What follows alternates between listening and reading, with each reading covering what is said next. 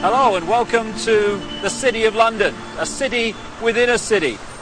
People think about London as the great metropolis that we all know, but within it is something called the City of London. It goes back many, many hundreds of years, and it's the epicenter of the global financial system, if the truth be told. It's more than that, however. It is the center of a global web of secret societies that control the planet today, and they come from a series of interbreeding bloodlines which you can trace back to the ancient Middle and Near East thousands and thousands of years ago. And the staggering truth is that these interbreeding bloodlines under different names have increasingly controlled planet Earth from that time to this, never more so than today. In the next few hours on this video, you're going to be introduced, if you've not already read the book, my book, The Biggest Secret, to some staggering, stunning, and I'm the first to say, bizarre information.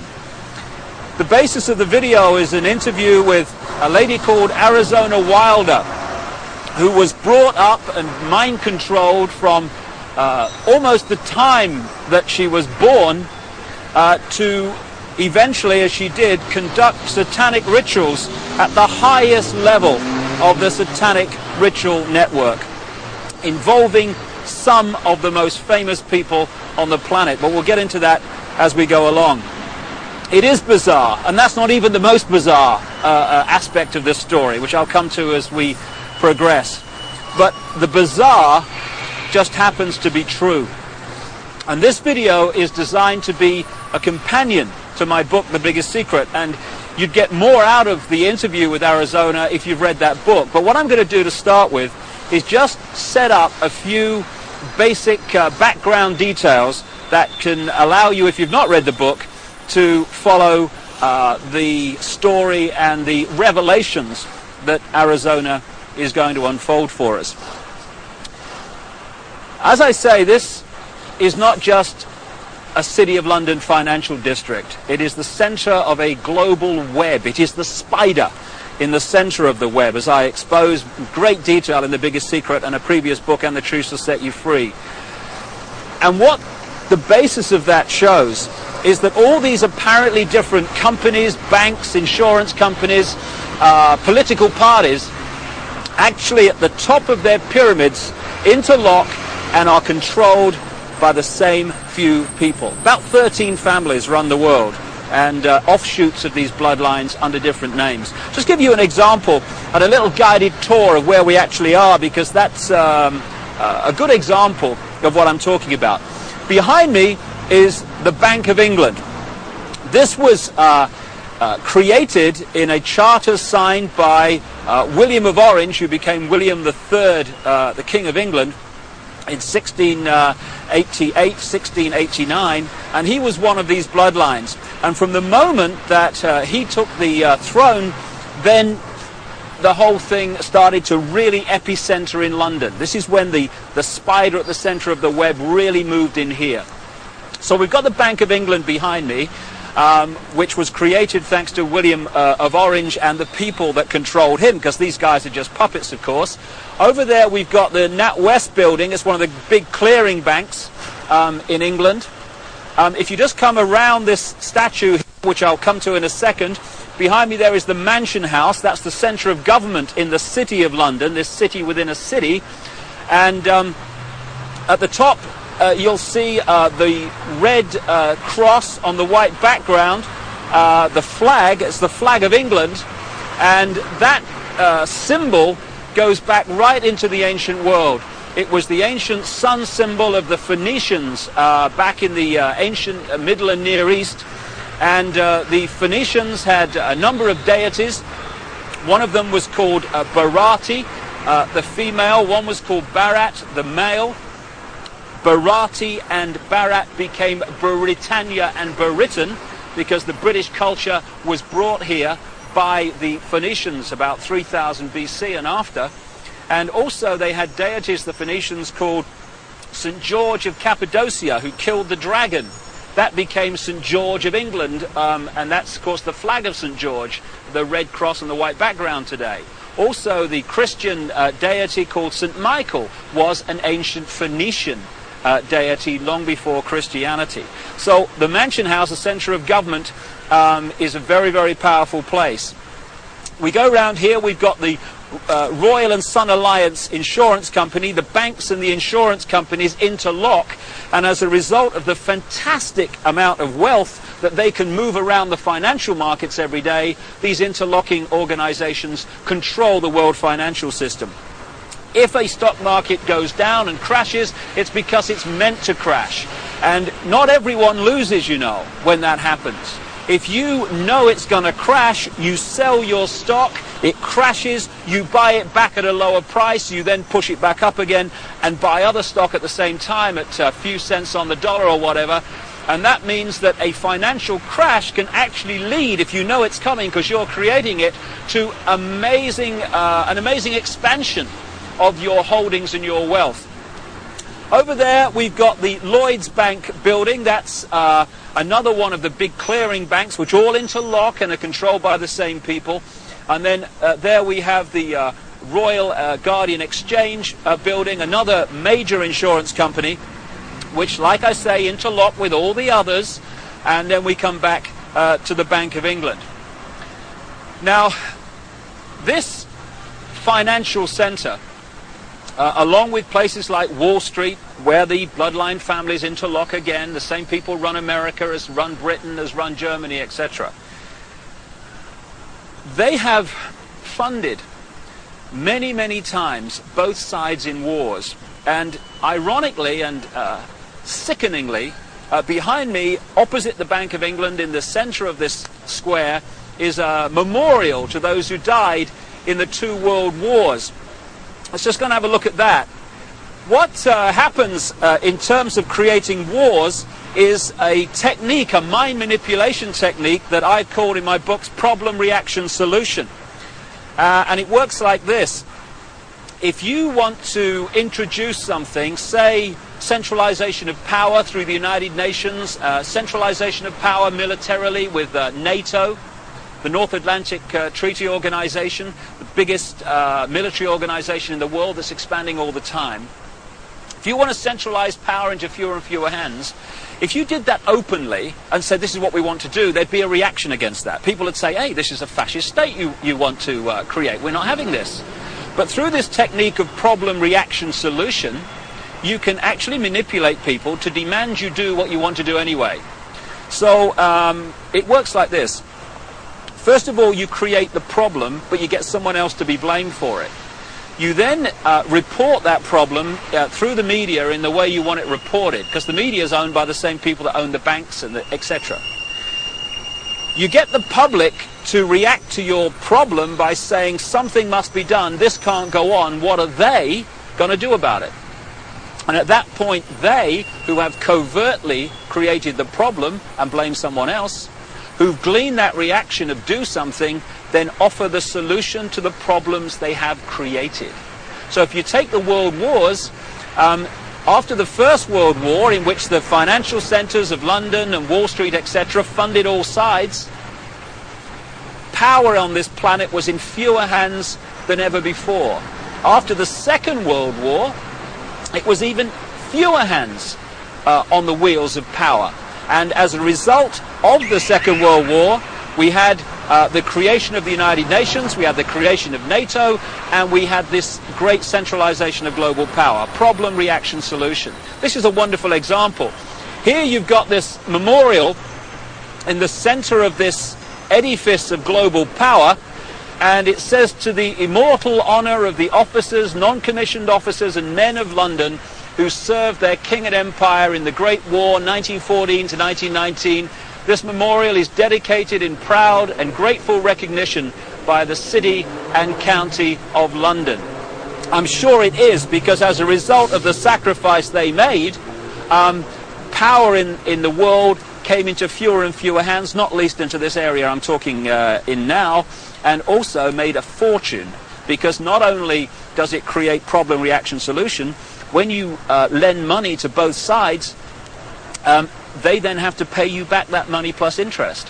When both sides have devastated each other's countries, they borrow more money from you so that they can rebuild their shattered countries. Therefore, power equals control of money in the world as it is today, and the control of money comes through debt, and wars create massive amounts of debt, therefore massive amounts of control. It says here, their name liveth forevermore. Total bullshit. People who are manipulated to fight wars are merely pawns in a game they don't understand. At the bottom here, it talks about the memory of those who died in the Second World War, 1939 and 1945. How ironic and how sick that that war was manipulated and funded to a large extent from this building here, the Bank of England. The governor of the Bank of England at that time was a guy called Montague Norman, a very, very close friend of Hitler's banker, and it was the Bank of England, Wall Street, and the transnational corporations which had German subsidiaries, not least the Rockefeller Standard Oil in America. Rockefeller's another one of these bloodline families, along with the Rothschilds and others. It was those companies and banks that funded Hitler and allowed him to build a war machine that cost literally millions of lives. And before we move on and expand this story, on the other side of this square is another very appropriate statue. It's of the Duke of Wellington. The Duke of Wellington fought the Battle of Waterloo against Napoleon. And this is a wonderful example again of the way the financial markets are manipulated to this day.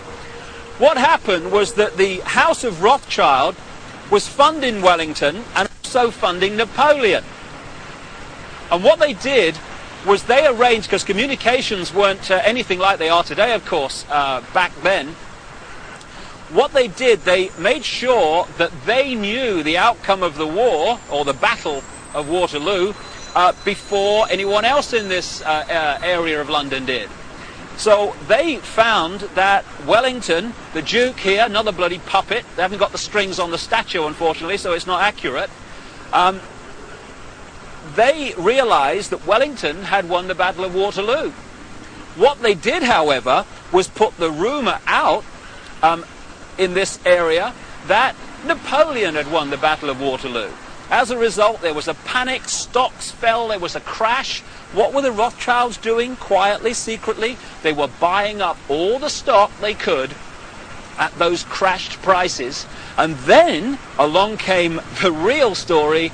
Wellington had won the Battle of Waterloo. As a result, the panic was over, all those stocks rose in price, and the Rothschilds were not only fantastically richer, they owned vast amounts more of the economy of this country and in a much wider area of Europe. So the manipulation of the financial markets, that's just an example from the last century, is very much going on to this day. And it's manipulating your life, what your money will buy, and indeed if you have any money at all. And I'll just finish at this location by focusing yet again on the Mansion House. Arizona Wilder, the subject of this video, conducted satanic ritual at the highest level, and we'll come to that in detail. You'll see that in the interview. But it's very much part of these bloodlines that have increasingly controlled the planet over the last few thousand years. When you follow them through from the ancient Near and Middle East up into Europe, where they became the European aristocracy and the royal families of Europe, or royal family if the truth be told, because they're just the same bloodlines under different names, over to America and into the modern world, one thing follows again and again: human sacrifice, satanic ritual, blood drinking, and all this stuff. And I've talked to a number of people who have seen these rituals in the City of London, who have been subjected to some of them. And the Mansion House, the centre of government in the City of London, is one of the key places where it goes on around here when work here is finished for the day. And satanic ritual is very much part of the next topic I want to raise and talk about at another location, and that's mind control. A few can only control billions and the direction of their lives if they manipulate the way we think and manipulate the way we feel. Only by doing that can they control us, because there's not enough to do it physically. And so mind control is the foundation of how it's done, and we'll talk about that at the center of global mind control, at the center of the network that generates it, and that's the Tavistock Institute, not far from here, yet again in London. Well, we're now just a short drive from the City of London, next to this very appropriate poster, Very Bad Things, and I'm on my way to the Tavistock Institute. It is the center of global mind control and the network that does the research and creates the data and advances the techniques to mind control people in many ways. When you think about mind control, you might think of the Manchurian candidate and some robot with a gun. Kill, kill, kill, kill. But mind control is much bigger than that. If you take the definition of mind control to be manipulating the way people think and therefore behave, then the question is not how many people are mind controlled in the world, it's how few are not. Because every time you read a news story which is slanted to get you to see the world, a person or an event in a certain way, and you accept that slant and take it as truth, you're being mind controlled. Every time you see an advertisement and it persuades you to buy something you don't really need, you're being mind controlled. So all these different techniques are used all the time to get us to think and behave the way this few, this clique, this elite want us to. Problem, reaction, solution, getting us to react to events and demanding solutions, the solutions the elite want us to demand. That's also mind control. So mind control is a vast, vast subject. And you know, in the streets of the cities of the world, or the towns of the world, you get these people with the clipboards that are asking you questions called opinion polls. Well, we're led to believe that these opinion polls are to get a feel for what people want so that we can give the people what they want. No, no. Overwhelmingly, those opinion polls are designed to find out if the programming, the manipulation of the public opinion, of the collective consciousness, is actually working. So they'll ask your opinion on various subjects, and if 80% say, yeah, we think in this certain way about this subject, okay, the programs work, brilliant. If only 40% think that way, then the question is, the manipulators ask, what more do we have to do to get more people to think the way we want them to think? So it's all about mind control and emotional manipulation. That's how it works. And we've just reached a point here, a military establishment. The Honourable Artillery Company headquarters, SAH. What is the military? What is the training for the military except fundamental mind control?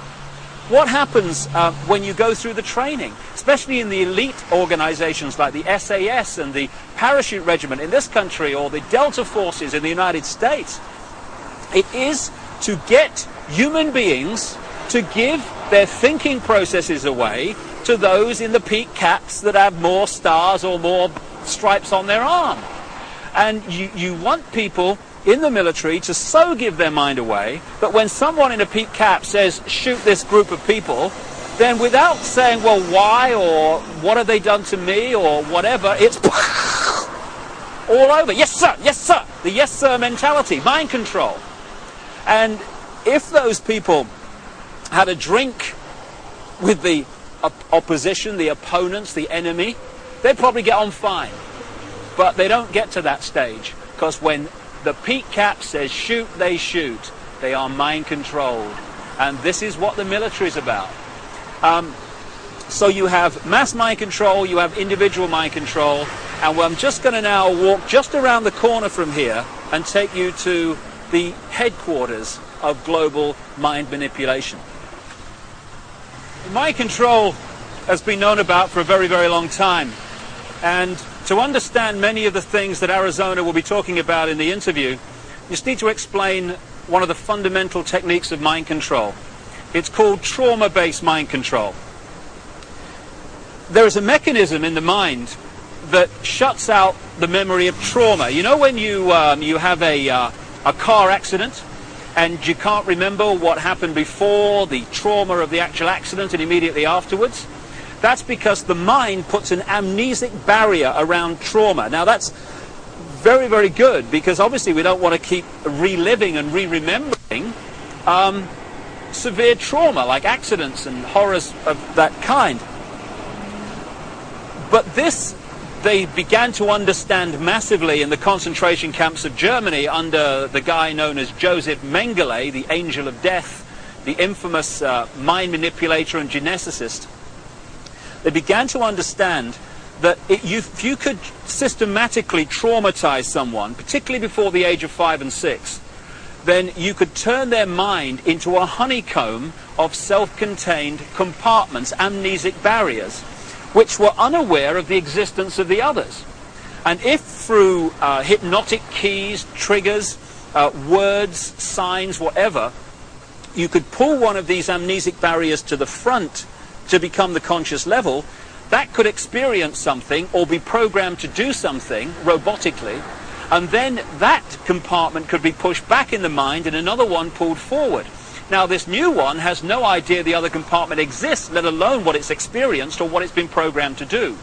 This has become known as multiple personality disorder, or DID, dissociative identity disorder, which is much more appropriate. And for short, these people are known as multiples. And this is some of the terms that Arizona will be using in the interview. Now we've reached a point here, if we just turn around, of the headquarters of the Global Mind Control Network. This is the Tavistock Institute in Tabernacle Street, 30 Tabernacle Street in London.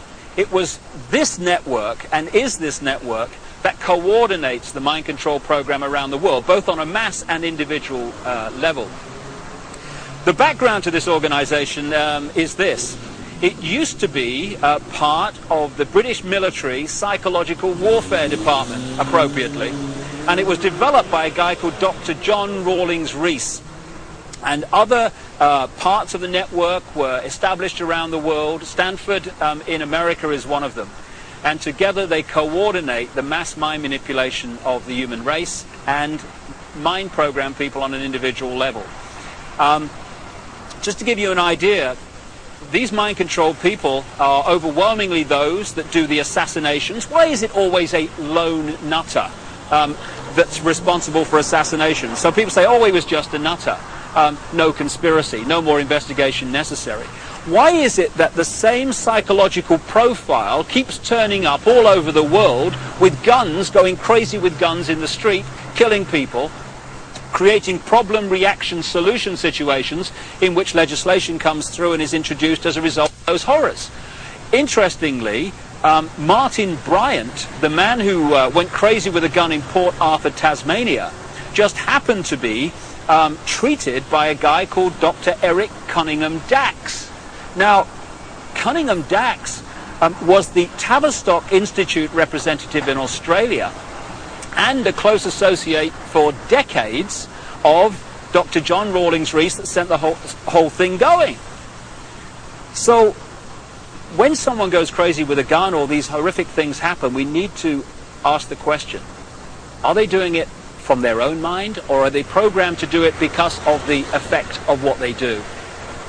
Now, Arizona Wilder was brought up from birth in these mind control programs, and her programmer was Joseph Mengele, the Angel of Death. And when he eventually died in the late 80s, because the subject of the programming becomes so attached to the programmer, almost worshipping the programmer, when the programmer dies, often the programming starts to break down. It did with this lady, and that's why now she's speaking out and talking in staggering detail about what she experienced and the people that she was involved with. People might find it hard to believe that Joseph Mengele was in the United States and South America after the war, but there was a British intelligence, American intelligence operation called Project Paperclip, which got people like Mengele and other leading Nazis out of Germany at the end of the war to continue their mind programming and to continue their genetic research and manipulation in America after the war, in the United Kingdom also. So this is some important background to this Arizona Wilder interview, but it's not even the biggest secret. The biggest secret is even more bizarre than that. Well, I've now come literally a few strides outside of the official boundaries of the City of London into an area known as Temple Bar, where the Royal Courts of Justice are established, and this is the centre of the British legal profession. Not just the British legal profession, but the legal profession of the world, as the biggest secret exposes. This is where they come to the bar, as it's said, to become barristers, the top of the legal profession, and eventually to become the judges that are part of the network of the secret society network, overwhelmingly, who are told what to do. And when you've got judges being told what to do by the secret society network, what justice is there? Temple Bar is named after the Knights Templar, one of the secret societies in the ancient world that I talk about in my books, and they were part of this network, and their successors are continuing that manipulation and agenda to this day. Now, I'm standing across the road from the Royal Courts of Justice here, outside something called the Outer Temple. This is one of the major secret societies that manipulate and control the legal profession and the workings of so-called justice in Britain, and indeed, like I say, further afield. But the reason I've come here overwhelmingly is to point out something in the centre of the road here at the boundary between Temple Bar and the City of London. And it's a massive reptile figure, dragon figure, in the centre of the road. Now, we're getting into what the biggest secret is here, because when you go around London, and indeed looking at the coats of arms of the aristocratic families, etc., again and again you keep seeing reptiles, you keep seeing dragons, and you've got the serpent race and the dragon race constantly recurring in the ancient texts describing the gods of the ancient world. And there is a reason for this. There is a reason why dragons appear everywhere, and that is the biggest secret, which Arizona Wilder also has experienced. Right at the start of our little tour of London, in that square outside the Bank of England, it's also possible to see again this same theme that keeps reoccurring of flying dragons, of flying serpents. We've seen one major serpent figure, serpent statue, at one entrance to the City of London near the Law Courts, and here I am now alongside the River Thames at another entrance to the City of London, this epicenter of global control. And what do we have to signpost the fact that you're entering the City of London? Yet another flying dragon, this one holding the shield with the red cross and the white background, this ancient symbol that I talked about, with the flag on top of the Mansion House and the flag of England, the flag of St. George. So what's going on? Why, when you look at the ancient accounts of the ancient gods, do you again and again see this reoccurring theme of the serpent race, the serpent gods, the flying serpents? Why, in my research for the biggest secret, have I come across a stream of people from different walks of life all over the world who have told me the same thing, that they have seen, to their astonishment and amazement, they've seen key people in positions of power just demanifest from being a human physical form and become before their eyes a reptilian figure. When you look at the ancient gods of the Indus Valley, they talk about the Nagas, the gods who, wait for it, had the ability to manifest as human or manifest as reptiles. This is absolutely vital to understanding parts of the Arizona interview, because she has experienced exactly this. And the background to what's happening is quite simple. This three-dimensional world that we appear to live in is only one frequency, one dimension of existence. We have a frequency range which we can perceive. We call them the physical senses. But outside of that range are other frequencies, other dimensions of existence and life that are sharing the same space that we are. In the space that my body is occupying now, for instance, are all the radio and television frequencies broadcasting to London. I can't see them, they can't see each other, they're not aware of each other because they're on different frequencies. Only when the frequencies become very close do we have what we call interference on the television or interference on the radio. And it's the same with creation. We live in conscious terms in this three-dimensional world. So this is our reality, this is what we perceive. But there are other dimensions. And the one closest to this is the fourth dimension. And staggering as it may seem, and you really have to read The Biggest Secret to see the immense supporting evidence for this, a reptilian race from this fourth dimension is the source, or one of the key sources, of the manipulation of this world. Back in the ancient world, again documented endlessly in so many parts of the world, in ancient texts and legends and accounts, are the stories of how this extraterrestrial race interbred with humanity, creating hybrid bloodlines. And when you do the genealogical research, you find that it is these human-reptile hybrid bloodlines that actually have occupied the major positions of power through the history of the last few thousand years, and today are in the key positions of power, running the banking system, the business system, the politics, the military, etc.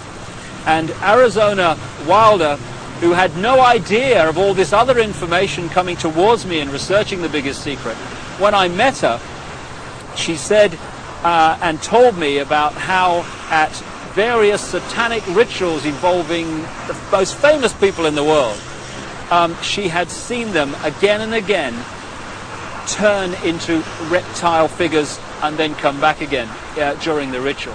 I got a call from the head of an organization in America called Parents Against Ritual Abuse, who told me again from her experience how many of her clients who had been subjected to satanic ritual had reported the same story of how the participants had shape-shifted, as the term goes, from human to reptiles and back again during the ritual. And one of the key areas, one of the key families identified by Arizona Wilder in her accounts is one not too far from here, and it's very famous indeed. And that family and that bloodline live here, or at least partly live here. Buckingham Palace, one of the many palaces and homes of the British royal family, the House of Windsor. They're seen as bastions of the establishment, the British establishment, but in fact the Windsor bloodline is not British at all, it's German. It's really the House of Saxe-Coburg-Gotha. And on Prince Philip's side, the husband of the Queen of England, he's a Mountbatten, which is really Battenberg. Again, another German line. In 1917 they changed the name from Battenberg to Mountbatten, from the House of Saxe-Coburg to Windsor, because at that time, you may recall, the German nation and the British nation were knocking hell out of each other in the trenches of northern France. And it was good PR from the British royal family's point of view to just change their name to sound more English. And this is just the farce and the facade behind so much, or behind which so much goes on. However, most people, if not almost everyone on the planet, would find the fact that the House of Windsor are one of these reptilian-human hybrid lines that shape-shift between human and reptilian form to be utterly, devastatingly ludicrous and unbelievable. I understand that, but the truth, the real truth, often is. And Arizona Wilder, in the interview that's coming up now, is going to talk about her experiences of seeing this happen. Well, I think that's all you need to know and appreciate to understand the kind of information that Arizona Wilder is going to reveal to us now, except one thing. Across the millennium years is crunch time in this whole agenda, crunch time for the human race. This is the time when this network of interbreeding bloodlines wants to bring in its global fascist structure of a world government to which nation states would be administrative units, of a world central bank and a world currency, a currency that wouldn't be cash, it would be merely electronic, for which there are fundamental implications for human freedom. and also the World Army, which is designed to be NATO, expanding and expanding as it is now, of course, to become the fully fledged World Army, World Police Force. And underpinning that little lot is designed to be a microchip population, in which we are microchipped with our financial details, our medical details, etc., etc. And that would allow not only electronic tagging, people knowing where we are all the time, it would allow the external manipulation through this electronic means of our mental and emotional processes. This will happen unless the human race wakes up and wakes up fast. And to do that, we need to understand what's really going on. And to let people know that, we've got to stop beating about the bush, stop pulling punches, stop pussyfooting around, keeping information from people, oh my goodness, how will they react, and just say, this is going on, take it or leave it, make of it what you will, but this is what's going on. And some of the information you're going to hear now is quite horrific, but if we don't know about it, what can we do to stop it and to change it? I spoke to Arizona Wilder in Los Angeles, and this is what she had to say. Well, Arizona, can we start at the beginning, and can you tell us the story of what's happened in your life from the very start? Okay, what I can tell you is that before I started looking into my life, back in 1989, I was starting to have flashes of things, and my life was not what it seemed to be, which is why I started looking into it. And what I found out was that I had a lot of missing time, and a whole lot of missing time, as to what had occurred in my life. And when I started looking into what had happened in my life, it was the only way that at the time that I knew, was to start going to see a therapist. Within a year, I was talking about memories of being sexually abused by my father, which was part of what was supposed to happen. And I was starting to talk about mind control issues, and I was talking about ritual abuse issues at the time, and I didn't have the whole thing put together. It's taken me years, all these years, it's taken approximately almost 10 years to put this together, what has happened to me. And in the process, I have lost everything that I ever had in my life, and anything I held dear in my life. I was bred for this role that I fulfill, and it was planned from before my birth, and it was because of the bloodline of my mother's family, which comes down through Ireland, but before that it began in France. It was through the Marquis de Stac, which he came to Ireland and changed the name to Stack, and then I was chosen. And the birth was planned. My parents were forced to move down to this area for the reason that the High Council is down here, which is, there are 6 councils of 13 in this country, and the High Council is down here. We're talking the United States? The United States, yes. And so from the time that I was a baby, I was being abused and traumatized, and on purpose, for the mind control that they need someone to go through to do whatever they say, to be as just a puppet in that they can control every move. And you don't remember, I didn't remember a lot of things, because I have, as a result of all of this mind control, split off many parts that all hold memories, hold feelings, hold programs, hold information, and I've been working very hard to pull all of that up. And it's been a long, slow process for me, because there don't seem to be a lot of people in the field that I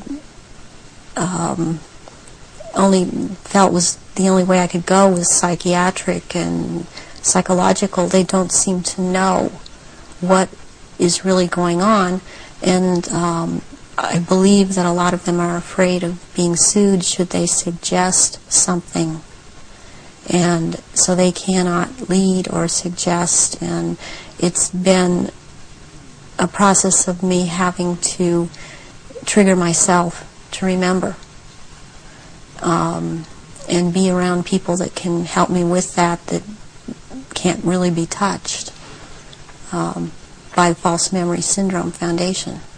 So what happened? You say you were abused as a child as part of this compartmentalizing of your mind. What went on after that, as you got older? Well, they start with wanting to make you an obedient slave at first, and so they do a lot of sensory deprivation, they do a lot of sensory overload, and they switch between the two, and they do out-and-out torture. They take a small child and they electroshock. In my case, it was electroshock to the brain, and they would take away my chance to sleep. They kept me awake for many hours at night, would not let me sleep. And I was also told things, as this was before the age of 5, I was told things such as, they would make me drink water, and they would say, if you pass urine, you're going to have to drink it. And they would make me drink it. And if you have bowel movement, you're going to have to eat the feces, which is also what happened to me. And then they would play, there was a programmer that was programming me, a very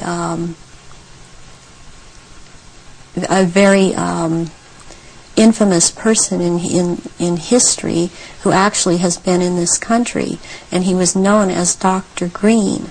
Who he actually was Dr. Mengele, from Joseph Mengele, from the concentration camps in Germany, and he stayed a lot at China Lake Naval Weapons Station out here in Southern California, in the desert area. And I would be around this man a lot, and he used to tell me that the scar that he had on the left cheek of his face was actually from, he was into fencing, and that it was from that, but actually the scar on his cheek was from one of his own programming techniques, that he would put a child in a box and with a sword and tell the child to defend the box, even if it meant his own death. Then he'd tell another child to break into the box, and which this child would do, and then the other child would then jump out of the box and shove the sword or the lance straight through the other child. And at one point he got into it where this child actually got him in the face with the sword. And he would wear a huge emerald ring on his left hand, on this middle finger, and he would twist this emerald around, and for programming, and he was into using long-colored ribbons of different colors, and you had to choose a certain ribbon, or you were given a certain ribbon, and that meant that this certain thing was going to happen to you. and it was like picking sticks out, or drawing sticks out of a hand, out of someone's hand. I saw games of Russian roulette played where it was chosen beforehand that a child would die, and the child would put the gun up to his head and pull the trigger, and this child would end up dying. But it was meant to scare all of us, keep us in terror, as there were many other children that were around me that went through the same thing. I have run into people from my childhood that have known me, and I've recognized their names, and even if they change their names and change their hair color, as I have done, they have recognized me, or I have recognized them, and I know their name. They know my name. There isn't any way for this to have happened. It's just beyond coincidence. And when you get older, I mean, they start taking, this programmer in particular, Mengele, would take me to rituals. I went to rituals with him all over this country, and in Britain, and in France, and it was known by intelligence agencies in this country that this man was here. They brought him here. Is that Project Paperclip you're talking about? Yeah. Through the OSS. And my family, or my so-called family, are all DID. They have not. They are very well programmed, and they have not sought help. They have not gone in and tried to figure out what's happened. They believe they've had this certain kind of life that they've had, and as far as they are concerned, I am crazy. And they have much different memories of what I have, and I was always told certain things by my parents that my sisters were never told. And biologically, I have to add at this point that my mother is my mother. I am not biologically related to my father. And this has to do with the bloodlines, and his was considered impure. And this is all about purity of the bloodline. And that is why I am involved in this. There are people that are involved in this that it is not so much because of bloodline, but they have the ability to dissociate and be used as slaves by these people. You say that you come from a certain bloodline, and there is this obsession with bloodlines that this Brotherhood Illuminati have. Why is that? Because what first started coming out was about the Aryans, and the purity of the blood. And what it's all about is that the blood, and the menstrual blood, contains something that is important for the propagation of this race that is controlling things on this planet. And these people that are in the organization that the Council of 13 is under, and they have something called the Grand Druid Council, or the Octagon, they're called the Illuminati. And the Illuminati are actually run by these 13 bloodlines, which are all of the royal families in Europe and in England. And they need the blood because they are, in fact, not human. They take human shape. They are reptilians. And they need the blood. The blood helps them maintain their reptilian shape, and it helps them maintain their sanity, and it helps them to live in this world because they are not from this world. Does that relate to what the Nazis call vril power and what the Hindus call the serpent power in the blood? Yes, the blood has something. It has something in it. It has secretions from the pituitary gland and from the pineal gland, and it has a very strong drug in it that they also. I mean, this is the one that keeps them from going crazy, and it's like heroin or like endorphins, and it's much stronger.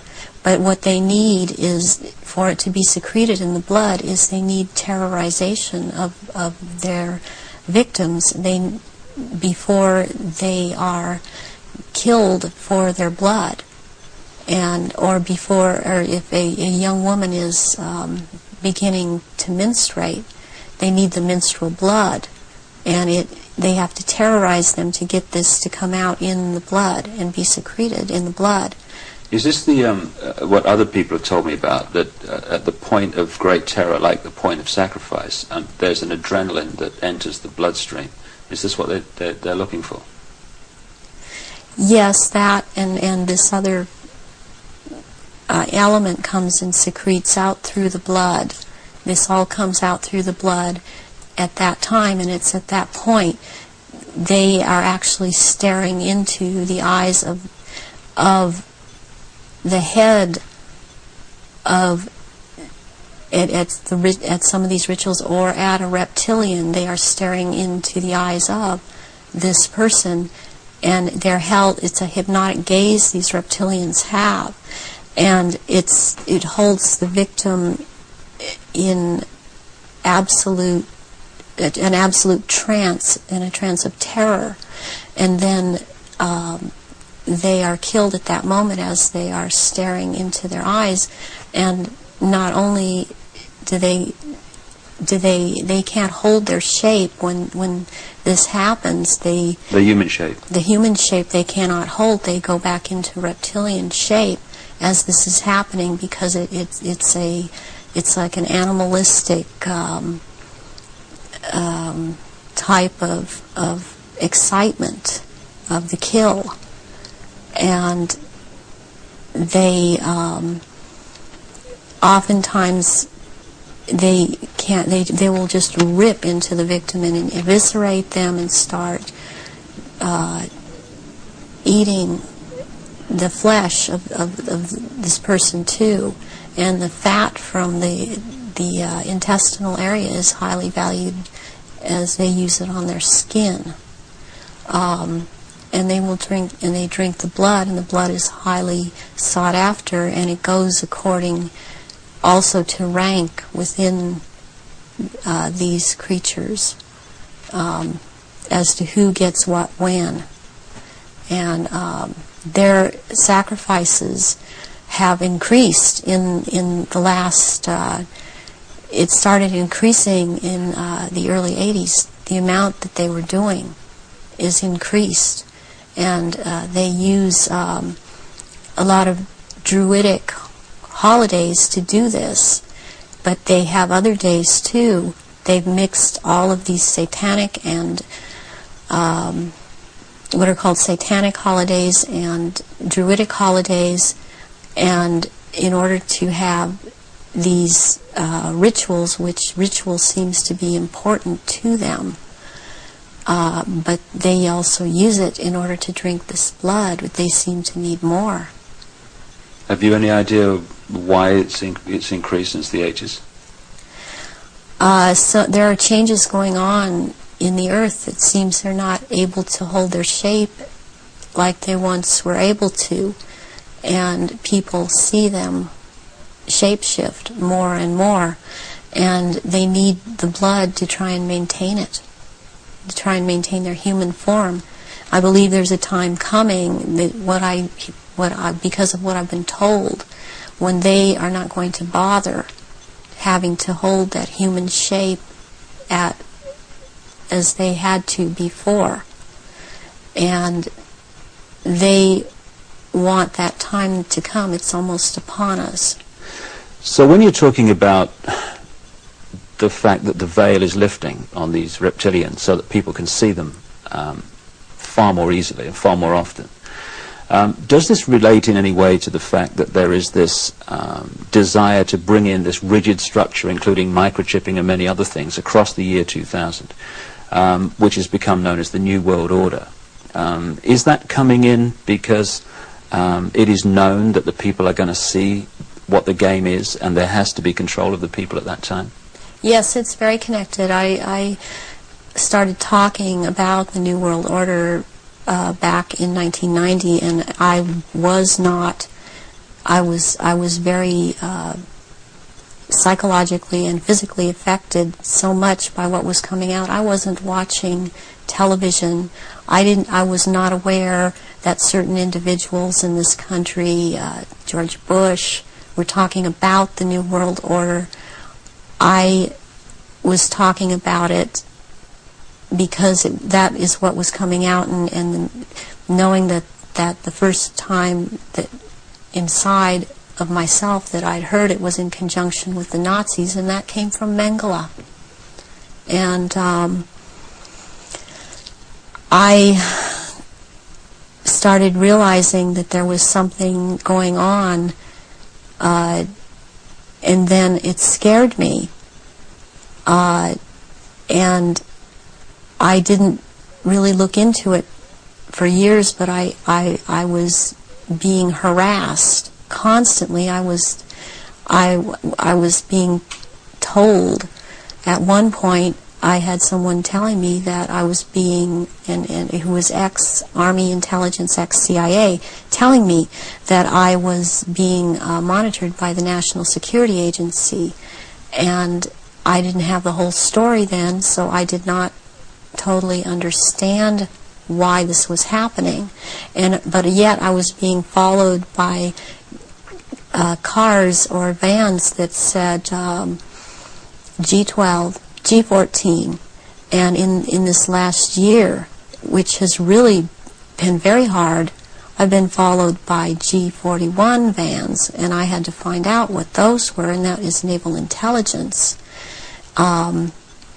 But this whole thing is going towards around the year 2000, and when they are going to establish themselves openly as a New World Order, and it's headed toward that, and that's what everything is being prepared to, or prepared for. And I have actually got I've got a sleeping program right now to return, because I've left, but to return for that time, and it's called End Times Programming, or Janus Programming. And Janus relates back to Nimrod of Babylon. Yeah, there is a group that used to be in contact with me all the time, and they stopped trying simply because I didn't obey them. They would be in contact with me all the time. They're called Janus, which is also the two-headed Roman god of change. And their headquarters is in Brussels, Belgium, in the NATO building.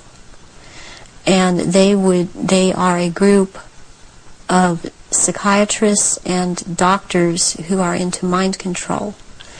And they are one of the many groups involved with the Illuminati. And they would contact me and tell me, give me directions that I was to psychically kill this person, or psychically injure this person, or scare this person. They'd give me the location.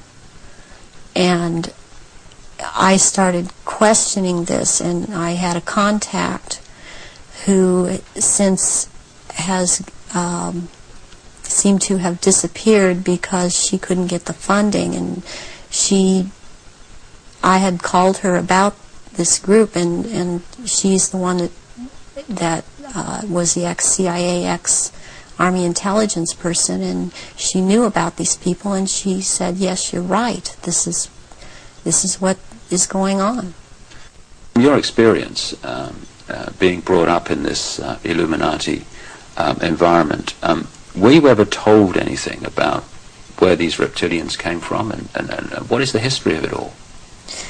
I was made to learn through Mothers of Darkness, which is a certain aspect of the organization, because that was an early part of my training, the history of what was the Illuminati on this planet. And what I learned was that the Aryans originally were from Mars, and the reptilians came to that planet they came from another place. They came to that planet. They came to rule because they wanted to mix, so they said, with that race, and but they became the overlords, and the Martians or Aryans were seeking to escape from it. They went to the moon, and then were there attacked, and they then went to Earth and established culture here on Earth approximately 6,000 years ago. And at that point in time, they were doing well, and they were mixing with the indigenous population of this Earth. They were getting along with.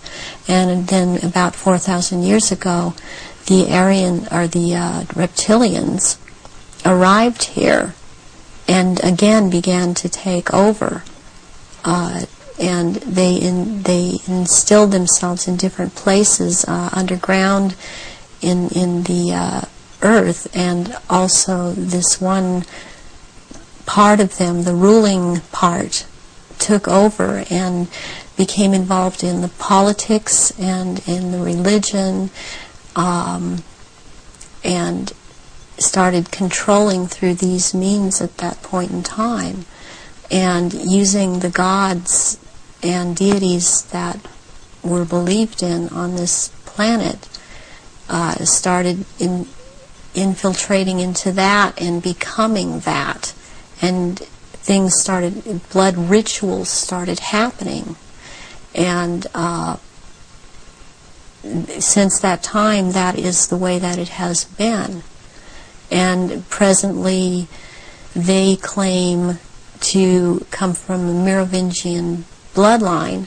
They are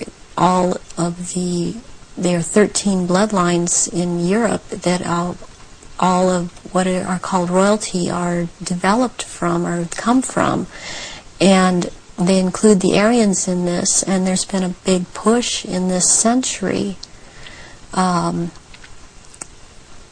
For example, when Nazis came into power, the fascists, talking about the purity of being pure and staying, the Aryan bloodline staying pure, and what it actually is all about is keeping the blue-eyed, blonde or light red-haired people, the bloodline's pure because it is more powerful, and what is in that blood for these reptilians is more powerful, and they need that. And when you start mixing it with people that were indigenous to this earth, then it is not as powerful. It has nothing to do with someone, skin color or nationality. It has to do with keeping the bloodline pure for their use. So blonde-haired, blue-eyed people are the purest from the reptilians' point of view, and that they want to keep that bloodline pure because of how they need to use it. Yes. When I realized that it had to do with blonde hair and blue eyes, I could not do anything about my eyes, and I am not able to wear contacts or I would have brown eyes. But one thing I did do was cut my hair off, because that was part of the rank I was. My hair was down to my knees, and I colored my hair darker.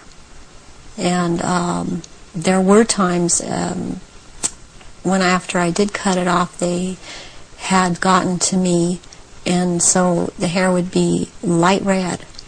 But that is being in compliance with them. And I did not want to be in compliance to them. I want to expose them, and this is part of it. And I won't be what they want me to be. When you look at some of the ancient accounts, like the Sumerian texts and many other accounts, they talk about the gods interbreeding with humanity. Is this relevant to the reptilian way of infiltrating the human race? Yes, it is, because human beings all through the ages have accepted gods interbreeding or being accepted as humans, and that shows in Christianity, it shows in Judaism. It also, they have used Egyptology, or the Egyptian religions, a lot, and the present head of the Illuminati compares himself a lot with the Egyptian god Osiris and Horus, which is Osiris reborn, and also with the Arthurian legends of the Round Table, and he has a name. The name that he carries from that is Pindar, which actually means phallus of the dragon. And the other name, Osiris, he has carried because he takes the name at this time, the Marquis de Libero, which means liberator of or from the waters. And the story of Osiris is that he was cut into 14 pieces and thrown into the River Nile, and the one piece, Isis found the pieces and put them back together again, and she could not find the 15th piece, which happened to be the phallus, so a gold phallus was made. And this is very important in this group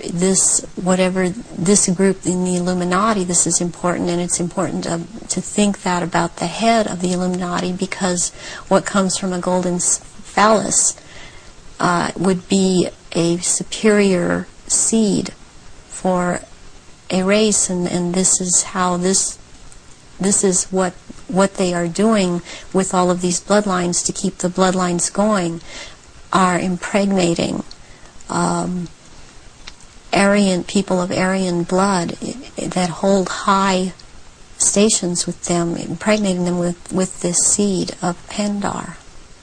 And therefore it's important to keep this history in mind and the names in mind that he is going by at this time. So would it be correct to say that the reptilians came to this planet because the Aryan Martians came to this planet, and that the Aryan Martians gone somewhere else, that have followed them there? They would have pursued them all over the universe, yes. Can we now go into some specifics about your own experiences? What were you brought up to do? You say that you were identified as a bloodline before you were born. What was the role that you were brought through to play?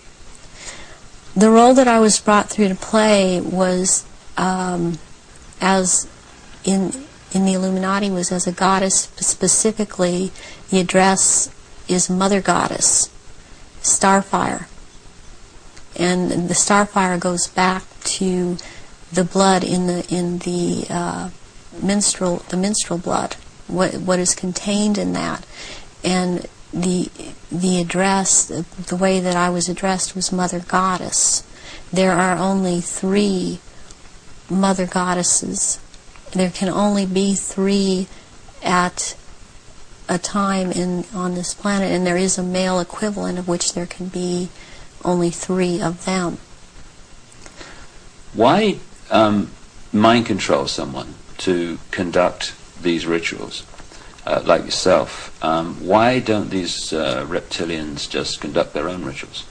they don't seem to have the psychic abilities, and they look for people that have that and people in the bloodline that have that. And I've had that. I've had a tremendous amount of psychic ability, and so I was picked and bred from before birth, and this is also something that other survivors that have been in high positions have known about me and told me. What's the connection then between you having psychic abilities, those being recognized from the start, and you being brought through to conduct their major rituals? Well, it's kind of twofold. First of all, they needed the psychic abilities because they control or attempt to control events, because I would have the ability to foretell what was going to happen, and they needed the information to just try to control it to an outcome that was good for them. The second thing is that during the rituals, you had to have psychic ability. You have to be very powerful in that way to call out the old ones that are also reptilian, that come from another dimension. They actually they materialize from out of another dimension and are present at rituals, and they are so powerful, and their presence is there's such an evilness about them, and they want out of this other dimension, and they can't. They have to be called out by someone who has that power, and the reptilians don't have this power. That's very important, that they don't have this power to call out these old ones that have to do with them. And what is it that humans have that the reptilians don't have, that means they don't have the power to connect interdimensionally, and some humans do? We have the ability to foresee, to be able to become vibrationally higher, and see into those levels, go into those levels, and in fact, agencies use this. They call it remote viewing. Humans have the ability to go into the past, to go into the future, to go to other places, to astrally leave their body, astrally, and to see things that we've always had this ability, and it's like having the third eye, which they don't have. They don't have this ability. So during a ritual, these old ones are called out, and they are what Christianity would have called the demons. They are called out, and there is a circle that it has a hexagon in there, which is a powerful occultic symbol, and then there is a pentagram, and then there in the middle of that there is a triangle, and if you're the one calling them out, then you stand in the triangle so that you're not devoured or taken by these creatures that come out. That creates an energy field around you which they can't penetrate. They can't penetrate it, and they cannot get outside the pentagram. And they want out. They're always demanding to be let out. And so you have to be very powerful to keep them in line and to make them go back when it is time for them to go back. Why do the reptilians want to manifest these quote demons at the rituals? It brings power to the rituals. It brings power to them. They are told things by these entities, and they are encouraged to go on with what they're doing, and knowledge is imparted to them through these entities. but it takes a person with the ability to bring them out and make them answer, because they don't want to cooperate. They have to cooperate when the right person has control over them. And that's to do with that person's energy and ability to use Right, energy. yes. You talked about the Aryan race coming from Mars. One expression of it seems to be very clearly what we call the Phoenicians. The Phoenicians had two deities, St. George, which became a British deity, who defeated the dragon, which seems incredibly symbolic, and also St. Michael, who, according to the legend, banished Satan, or this negative force, into the abyss. Is this symbolism of the abyss anything to do with the fact that these reptilian demons of another dimension are somehow locked in a time-space prison, and they can't get out, and they can only get out when they're brought out in that way? Yes, they want out of that dimension. They have been thrown into that dimension, and they can't leave that dimension. And that's actually what the abyss is about, is being in a different dimension. It's like something to do with the fourth dimension. And before I even knew, for example, what I was saying, or I realized what I was saying, I would be saying things to my therapist and other survivors that the fourth dimension was a dimension to stay away from. Not at that time understanding the whole thing. Why do these rituals take place at certain key times of the year, and so often are related to the phases of the moon? Because the moon has an influence on this planet, and also the sun. These also take place during different things that go on with the sun, but the moon it's kind of a really very cyclical thing with the moon. It takes place on full moons, new moons.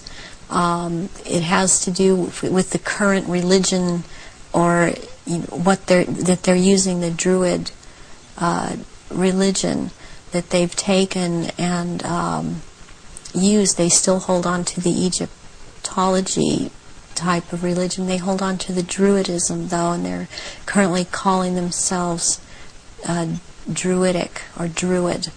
And Druidism is tied in with the cycles of the moon, on which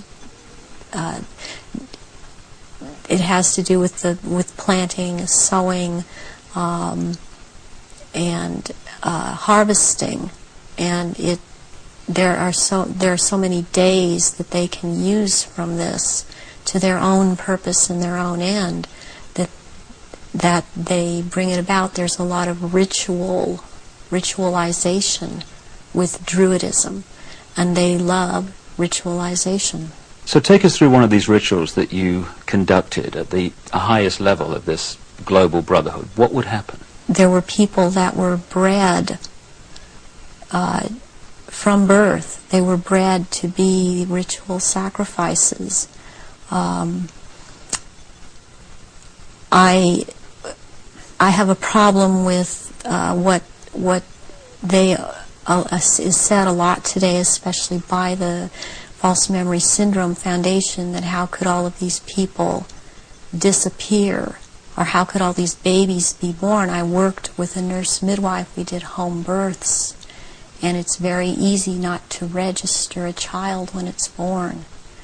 And then they have these children that they're kidnapping and bringing in from other countries, and no one misses them because these are third world countries. And children they have the most energy, the purest energy, they're the highest form of sacrifice. And they will terrorize these children and mind control these children. And in rituals, by the time they're brought into rituals, they may be drugged, or they may not be drugged, or they may be in an altered state because of the mind control, and they are used as actual blood sacrifices during these rituals because of, again, reptilians needing their blood. And they will take various organs from the sacrifices depending on what date the ritual may, what the ritual may be associated with on that date. But they will also slit the throat from the left ear to the right ear, and the blood will be gathered in a goblet, and it will be dispersed among the reptilians, and dispersed among, also after that, among people that have been participating in these rituals and seem to have it, even though they seem to be dissociated. Mostly these people seem to be cognizant of what they are doing. Are these rituals rare? I mean, how many are there that, say, go on a year? I mean, we talking hundreds or thousands? There are things happening every month of the year. There is not a month in this 12-month system that something is not happening. And it's more than one. I mean, it's every full moon. It's, and then the very important rituals are the summer solstice and the winter solstice, and then there is the vernal equinox and the fall equinox. And there is Samhain, and there is Beltane, there is Imbolc in February, there is Lughnasadh, which is in the beginning of August. There's a whole week leading up to Beltane, and also leading up to Samhain, that's called Grand Climax. So May the 1st is Beltane. May the 1st is Beltane. Halloween, particularly in America, has become like a mini Christmas, almost like a holiday of celebration with a trick and treat and all this other stuff. But what actually happens outside the public arena that night of Halloween and into November the 1st? Away from the public arena, there's a ritual that's taking place in 6 different locations in this country for all of the councils of 13 in the area that I'm in. It is the East Side Christian Church on 7th and Temple Street in Long Beach. And it is for the High Council of 13. And in this country on that night, it is a satanic ritual. It's actually, there are 3 nights in a row at that church. The first night is Halloween. What happens on the night of Halloween? That night is about the worship and homage to Satan. And that is what a lot of people in this country know the devil to be. This is about the devil, Satan. And Christianity talks constantly. I mean, I believe they created Christianity to be what it is. And so they also have created this Satan. And so they control in that way. And on that night there's a lot of bloodshed, and there are sacrifices made to Satan. There is a person who plays the part of this in this High Council that has to do with this High Council. He's not on the High Council, but he has to do with playing the part of Satan. He is a televangelist on TBN. He used to be, he filled in for a little while as a lead singer on Iron Butterfly many years ago, and he has long blonde hair. What's his name? At this point, I don't recall his name. It just, I recognize his face. I saw it recently on TVN, and then this is his cover, or he is DID, and he plays this part, the great deceiver Satan, on that night, on Halloween, at this church. And that is what happens on Halloween. And I mean, what else I must say, what is going on with Halloween in this country? It's just becoming so popular. It is also to desensitize people to the whole thing, and even this backlash Christian movement that wants to call it the Harvest Festival. It does not realize that the Harvest Festival has to do with Druidic religion. And again, they are still doing the same thing and celebrating the Harvest Festival. That's what the Harvest Festival is about. Are many of the so-called Christian rituals, because that's what they are, or festivals or ceremonies, are they actually, to most Christians, unknowing representations of these satanic rituals? Yes, they are. One, for example, Christmas has to do with it's a time, it comes right after the winter solstice, which is a satanic or a Druidic celebration. It has to do, there's a day in there called that day which is not a day. It has to do with the killing of the old king and the birth of the new king, which is a Druidic day. On the 24th or the 25th at midnight, there is a ceremony that's specifically for children, and it's called the last bulb on the tree. Where does that come from? That is something that's used with children. It's part of programming them into the whole thing. And there were things that would happen to the child that hung the last bulb on the tree on Christmas Eve, as it was a common practice to decorate the tree on Christmas Eve, and the tree in itself is a phallic symbol, and it's paganistic.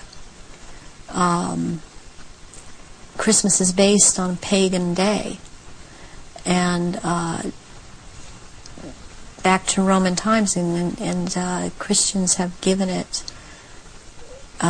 they think they have given it Christian meaning, and it means something else, and it does not.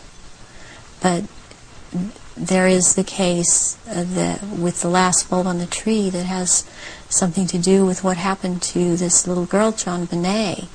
John Benet Ramsey? Yes, John Benet Ramsey. And this occurred on this night because of the day it has to do with. It comes right after the winter solstice, which is a satanic or a Druidic celebration. It has to do, there's a day in there called that day which is not a day. It has to do with the killing of the old king and the birth of the new king, which is a Druidic day. On the 24th or the 25th at midnight, there is a ceremony that's specifically for children, and it's called the last bulb on the tree. Where does that come from? That is something that's used with children. It's part of programming them into the whole thing. And there were things that would happen to the child that hung the last bulb on the tree on Christmas Eve, as it was a common practice to decorate the tree on Christmas Eve, and the tree in itself is a phallic symbol, and it's paganistic. Christmas is based on a pagan day, and back to Roman times, and Christians have given it, they think they have given it Christian meaning, and it means something else, and it does not. But there is the case with the last bulb on the tree that has something to do with what happened to this little girl, John Benet. John Benet Ramsey. Yes, John Benet Ramsey. And this occurred on this night because of the day it has to do with, and the ceremony that it has to do with. And there were rituals done on that night to these little children. So that is totally tied into it. I have heard that Jean Benet's name is relevant to the rituals. Do you know anything about that? John Day. John Day is a satanic deity or Satan. John Day is a name for Satan. And that name is just closely tied in, and it's so close, and I don't understand why it hasn't come out, and that I know of, it hasn't been talked about. But that is why she was killed on the day that she was killed, and her family, as far as I'm concerned, her family is involved in this, and that there's always a price to be involved in it. She was the price. This little girl lost her life. Can we talk about some of the famous names that people around the world would know who, in your experience, have taken part in these rituals that you've conducted? You say you've conducted them in Europe and the United States. Can we start with the United States? Yes, I have seen at rituals, I have seen George Bush, I have seen Madeleine Albright, I have seen Henry Kissinger, I have seen Ronald Reagan, and I have also, by the way, seen his wife, Nancy Reagan. I have seen Hillary Clinton before I knew she was Hillary Clinton at the time. At these rituals, she is involved. The other people that I have named and are, as I have seen shapeshift into reptilians. I have not seen Hillary Clinton actually shapeshift, but she is involved. I have seen the two sons when they were young, the two sons of George Bush present at these rituals. Are these the sons that have become governors? Yes. One is in Florida and one is in Texas. I have seen, did I mention J. Rockefeller? And he shapeshifts. I've seen George Deukmejian and Ronald Reagan again, having been governor in California. There have been people such as Newt Gingrich. I saw, and I didn't know at the time that he was Newt Gingrich. I recognized that he was Newt Gingrich when Clinton came into power, and after he was, Newt Gingrich was then elected Speaker of the House. And I was horrified to realize that this man was also there. All of this has affected me to the point I don't vote. All of these people seem to all be connected to the Illuminati, and I don't feel like being part of having anything to do with them. Presidents like Carter and Ford and Clinton. I've seen Ford there. Gerald Ford. Gerald Ford, yes. Are they all reptilian bloodlines? I haven't seen Carter shapeshift. You've seen him at rituals, have you? Yes. Gerald Ford, I have seen shapeshift. And Johnson, also. Lyndon Johnson. Lyndon Johnson. Also, Dr. Joseph Mengele, who took me around to these rituals a lot of the time, was also a shapeshifter. And there were also people that there are people in the European countries that I've seen shapeshift and be involved. And this it doesn't surprise me any more than it does the people in this country doing it. Is just for some reason more shocking, and it cuts even deeper, because I've seen the Queen Mother there, and I have seen the Queen there. I've seen Princess Margaret there. I've seen Charles there, and they shapeshift.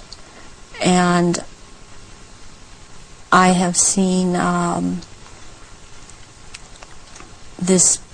I'm not coming up with his name right now, but he was president in France after de Gaulle. He was there. I've seen him there.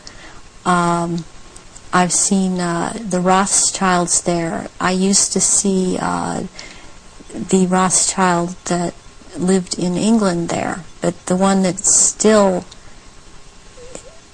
goes there and is a shapeshifter, Guy de Rothschild, Baron Guy de Rothschild, has been to all of these rituals and has been over in this country under the name of Dr. Barrington and tried to program me, and has impregnated me several times with eggs that were taken from me years ago and were impregnated with semen from Pindar and then placed back into my uterus. This has happened to me twice, once at age 39 and this year right before I turned 43. And I had told my therapists ahead of time, before I ever could have known that this had been done to me. And it's happened at a certain place in where I have been living in the San Fernando Valley. It's happened at a house on Tyrone Street in Sherman Oaks. And my understanding is that there have been other survivors that have talked about this location as having been involved with programming and so on. And the Baron Guy de Rothschild has tried to program me. All these years he has been trying to control me, get me back under control. And the Marquis de Libero is someone else that attends all of these functions and since he is the one in power, he attends all these functions. I have seen Tony Blair there, and he shapeshifts. I have seen Prince Philip there. They all have their quirks as to how they act, even in their reptilian form. And they all, they act. They don't act all like robots, but they have their quirks. They have their so-called personalities, but they are all cold-blooded, They would kill at the drop of a hat. I have even, since I've seen a picture of some people on that are talking about this subject, I've seen them. When I've seen their pictures, I've recognized them. I did a double take a few weeks ago when I saw again someone who's been talking about around this subject, and it seems to be popular right now. Who's that? This man by the last name of Sitchin. I've seen at rituals, and he is a shapeshifter. And I did a double take when I saw the picture of him, because I recognize him. And there's another person that I've seen, this Gardner, Sir Gardner. That Lawrence Gardner? Sir Lawrence Gardner. And he had recently written an article that was out in Nexus magazine. Part of it was about the minstrel blood, and what really triggered me was when he called it Starfire, because that is the name of one of the aspects of the three women who are the dressed mother goddess. That is my name in all of this. So this man I have seen, he has lots of power within this sect, reptilians, and he's someone that you would want to watch out for outside of this too, as is this Sitchin person. What do you remember about Zachariah Sitchin? Zachariah Sitchin was someone in the rituals attending the rituals who was not a major player in as far as the rituals went, but was someone that others present did not make remarks at, or were very careful as to what they said around him. And he was talking about, he would be talking about doing away with people, persons that were in his way, or were putting out information that he didn't feel that he wanted put out. He is very much a disinformer, and that is his job, to disinform about what is going on with the Illuminati and with the reptilians.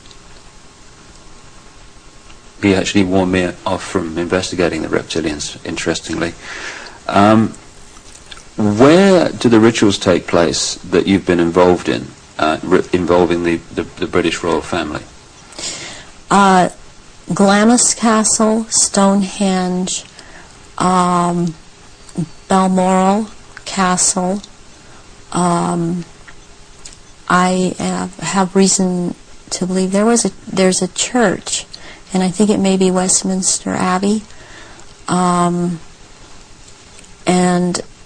there is a Mothers of Darkness castle or chateau in Brussels, Belgium. They've been there too. And also in France, the Marquis de Libero Pindar has a castle in the Alsace-Lorraine region of France, and I believe it's in the Alsace region, that he uses, and there are certain rituals done at that castle down in the dungeon part of that castle, and there's an entrance down there to underground places in the earth, and there is a natural formation of rocks that kind of glow green, and they keep menstrual blood in that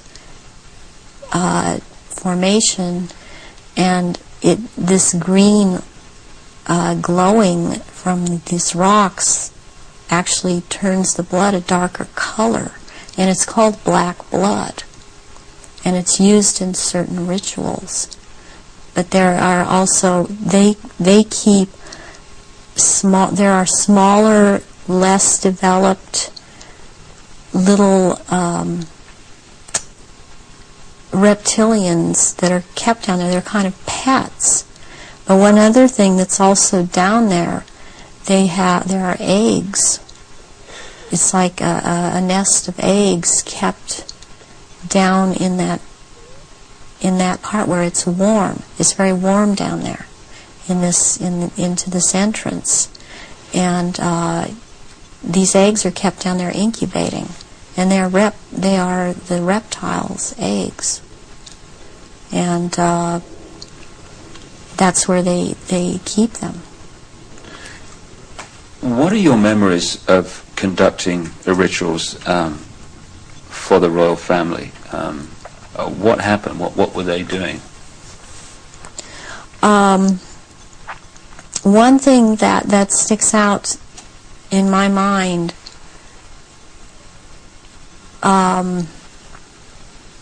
is that there was before. This was back in the late 70s. This was before Charles was married to Diana. He was involved with Kamala Parker Bowles, and she does not shapeshift, but she became pregnant by Charles, and she produced a baby, and this baby was presented at the ritual and killed, and that is the price, the firstborn between these two, and eventually these two will marry, and that is the price that is to be paid, the sacrifice of the firstborn between a union of these two people. And I've seen that there. Something else that sticks out in my mind is that it was around the late 80s that I saw a very kind of dark man he was Arabic. It seemed to be Arabic or Egyptian, and I heard the name Fayed being mentioned, and the Queen Mother was there, and I called her the Black Queen, and she and he were talking very seriously and at some length about a subject. They were mentioning Diana, and they were mentioning his son, Dodi. And at the time, I didn't know who Dodi was. I knew who Diana was. I never saw her at any rituals. Where did this conversation take place? This took place at Balmoral Castle. And I heard them talking about a marriage between these two, and I thought at the time, well, she's married to Charles. How can there be a marriage when she's married to Charles? I didn't understand why the Queen Mother and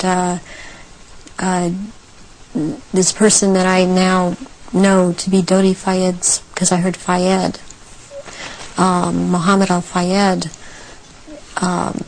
talking, and I'd seen them together at, I saw them at Balmoral Castle. I overheard the conversation at Balmoral, but I'd seen them also at Mothers of Darkness Chateau in Brussels, and they were talking about a union between Diana and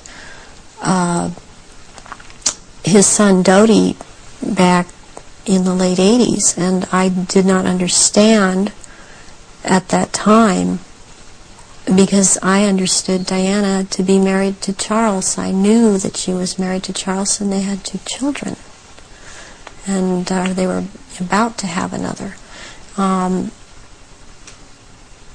And the Queen Mother, all I could pick up was that for some reason that there was a malevolence towards Diana.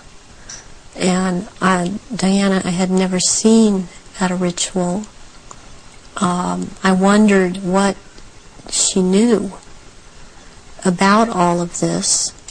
What have you seen the royal family do, the Queen Mother, and the other people you've seen in the rituals? What have you seen them do?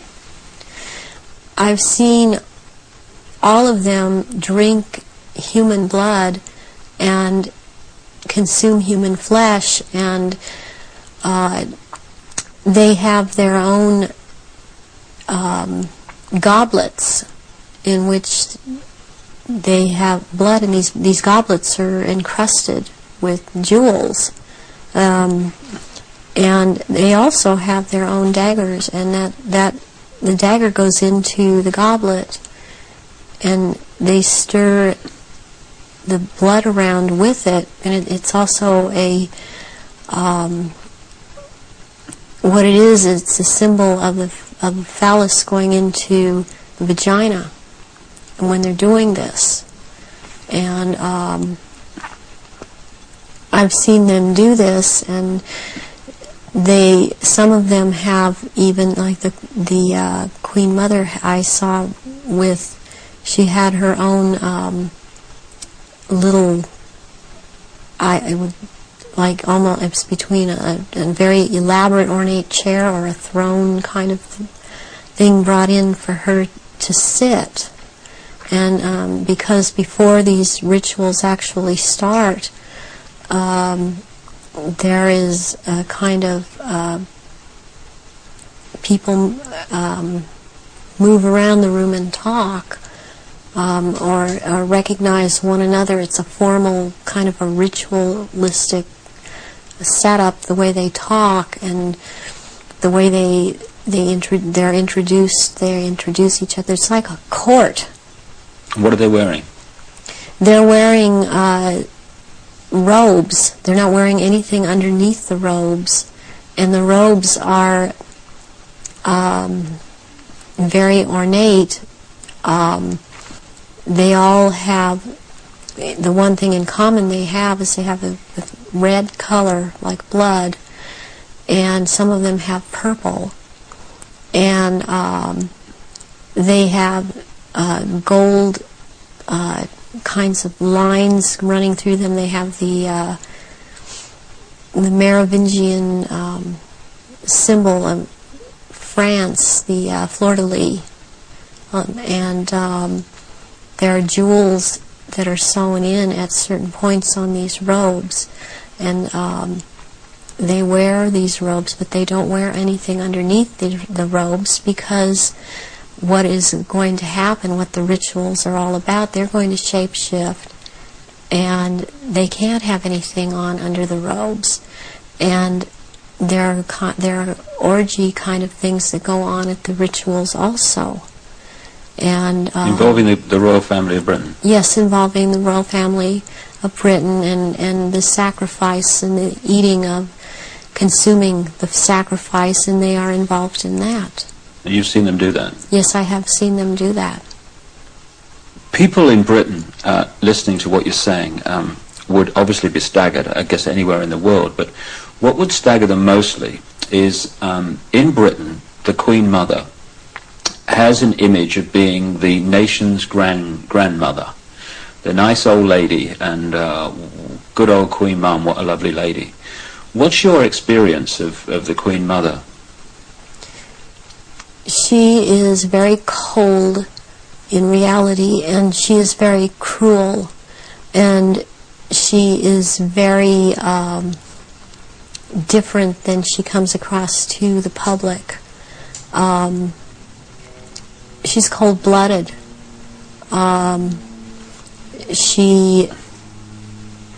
If she feels that you are someone beneath her, even in the Illuminati, that you're at her equal or your station is above her, she will not speak to you, she will not recognize you. She obviously, from what I see, enjoys consuming human flesh. It's sickening. The one person that she seems to be afraid of is Pindar. People would also look at the Queen Mother's elderly, frail stature and find it very difficult to see her taking part in rituals and doing anything, if you like, active. Do they go into a different state in terms of age and strength and all these other attributes when they actually shapeshift? Yes, the human body that they choose to occupy or take when it was young, it ages, but when they take the reptilian form, these reptilians live hundreds of years, and so they have to have taken more than one human body to live in. A lot of them are much, much older, and I'm including the Queen Mother in this, older than people think that she is. She's been in more than one body, human form. And when the time comes, if it is time for her to go on, and it has been chosen that she still has, it's known that she still has life or years to go, again, she will be put into the body, the essence of her, and the reptilian form will go, or the essence of her will go into another body that is also has the ability to shapeshift into reptilian form. One of the pure reptilian human bloodlines. Yes. What happens when, take the Queen Mother as an example, what happens when they shapeshift? I mean, what do you see? You start to see changes happen, and they're happening so fast that it's almost, it's the closest thing that I've seen to it is what they're now doing with computer technology. It's just a literal transformation that happens very quickly, and they get taller and they get bigger, and they don't look at all as reptilians like they do as humans, and thus the wearing of the robes, because if they were in clothes, the clothes would be torn apart. So let's take the Queen Mother on this subject as an example. We recognize her as a frail old lady. What does she look like when she shapeshifts at these rituals? She looks like the nose portion gets very much longer, and it grows into kind of a snout kind of thing. She has little fangs and incisors as teeth, and there's a tongue. They all seem to have this kind of tongue when they're at this level. The tongue has a lot of long, hairy or pointed projections coming out of it. It's very long. And they have these, they don't have hands or feet, they have these claws. And they have scales. and also scales that seem to kind of disappear into one another. But it's more pronounced on the back. There seem to be lumps or protrusions coming from the head. There seem to be some kind of growth appendages at where, on the back, and they seem folded, and not all of them have that. And there is a tail, and they a lot of times will keep the tail curled, and and I've seen her when she's very displeased with something, as I've seen other members like this. This tail is whipped around, very agitated, and they do, and she hisses. What color are they? Which one in particular? Take the Queen Mother as an example. She's kind of a beige color on the underside, and by the time you're going up around to the back and the tail and the top of the head and on top of the nose, snout, whatever, it's coming to a very they're dark speckles or large speckles of dark browns, and the eyes usually they're large. They look like they're very round, and they look like they're coming out of their sockets, and very protruding, and usually the color ranges from a beige to a gold to a dark greenish gold, and then there's this dark slit up and down, a vertical slit, and and the eyes will look hooded, and when they look hooded, it's a very frightening thing, because it seems that when the eyes are hooded, they're about to do something. What do you mean by hooded? The lids come down, and it's almost, I guess it would be the same thing in a human as an expression of someone's got an idea. And how tall are they when they shapeshift? They're just about 7 feet tall. Some are a little shorter, or to a foot shorter. Some are a little bit taller than 7 feet. So what would the Queen and Prince Charles look like in their reptilian form? As to height? As to general appearance?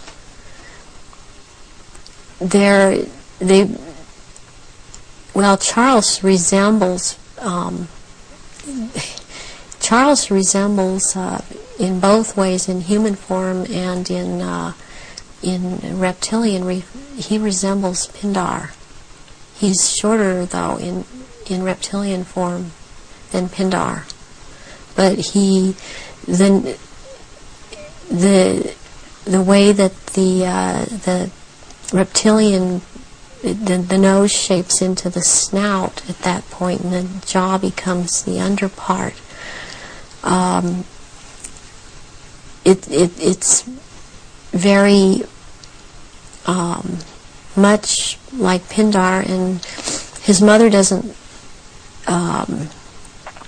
look quite the same as he does.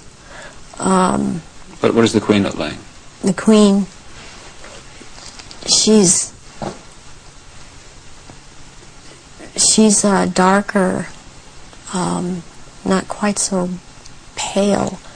She's darker. All over, she doesn't have the amount of I would call it freckling. It's more like a gradual, like the skin is gradually getting darker. It's more smooth. And she does have the lumps up around her head and down the tail, the spine. Charles has the tails down around the spine, and funny enough, he has the protrusions from the skull in the reptilian form, where about or above, right above where it seems like his ears would have been. What is it about the rituals that allow the shape-shifting to happen? When the victims are starting to be sacrificed, it's the scent of the blood, and they start shape-shifting at that point in time, and they can hardly wait to get to the blood. It's like they're addicted to the blood, and then the consumption of human flesh that follows. What have you seen the Queen or any of the royal family do in relation to that? Have you seen them sacrifice and consume human flesh? There are certain times when they will actually do a sacrifice, or there will have been someone doing a sacrifice, and it's not happening fast enough for them. So they will step in and finish it themselves, because the ritual has to be gone through. It's sacrificially, ritualistically, it has to have been gone through, and they will step right in and just start tearing the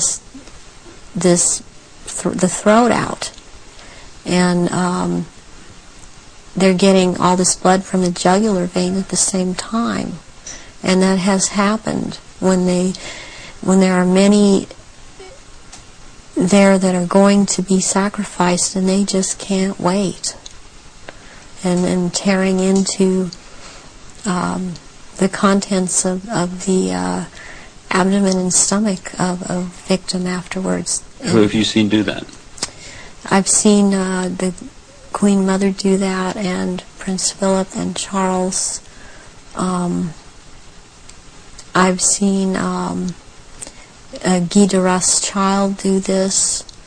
It seems that I've seen it more among royalty, or so-called royalty, do this than people that are not titled. That they don't seem to. They seem like it feels like they don't dare, but they shape-shift nonetheless. But it's like the royals that step in and just start tearing away, as they can hardly wait. How long can they hold the reptilian form in these occasions? During the rituals, it's much easier for them to hold their reptilian form. They can stay in that form. What it is that they have a hard time holding their human form.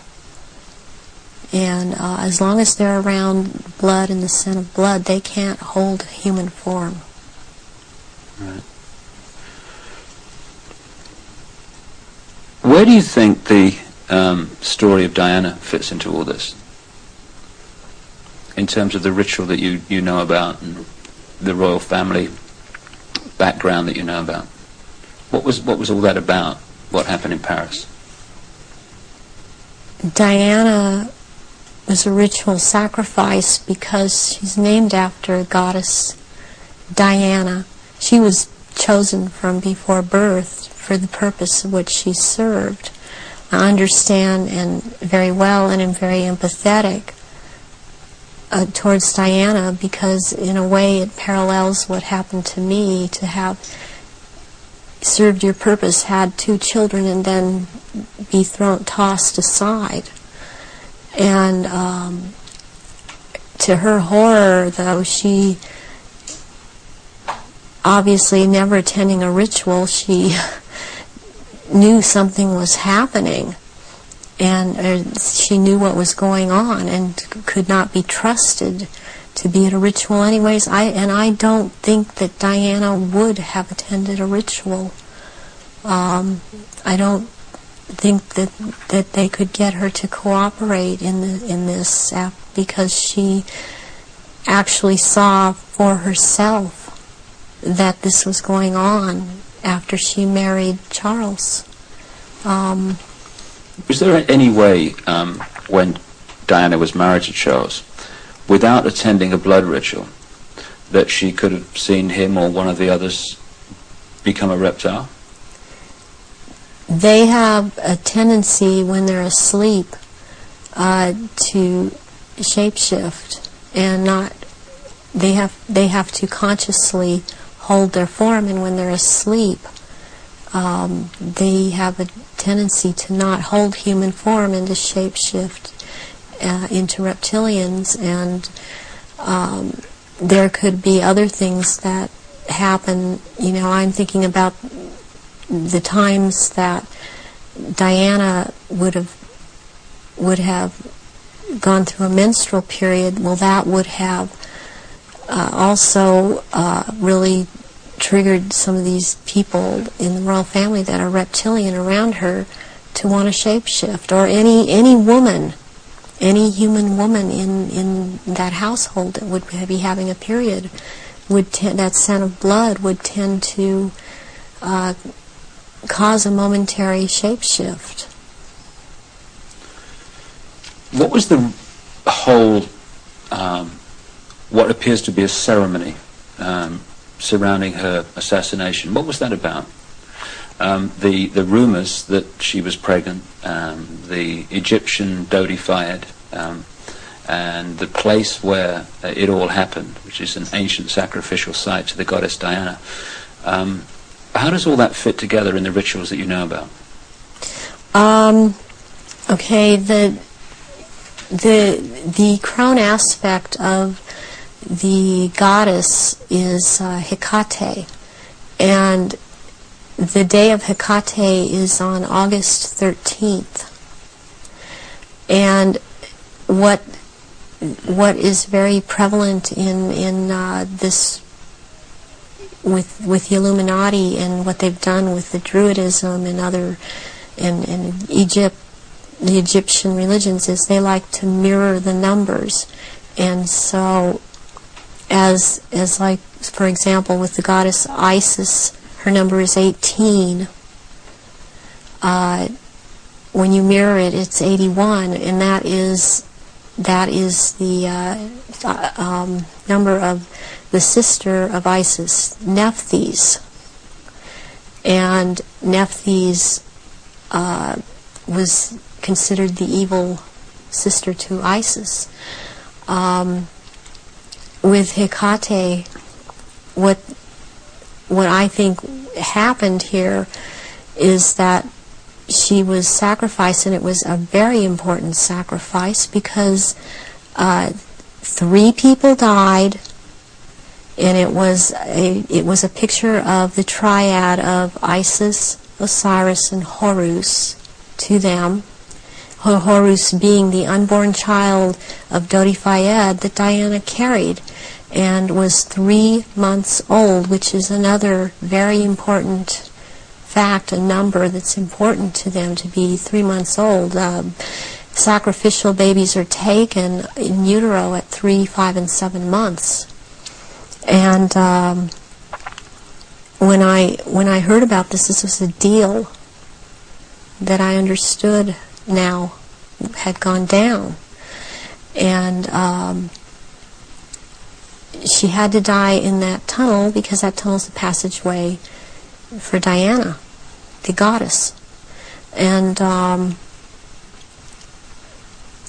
she died at the 13th pillar again because of Hecate.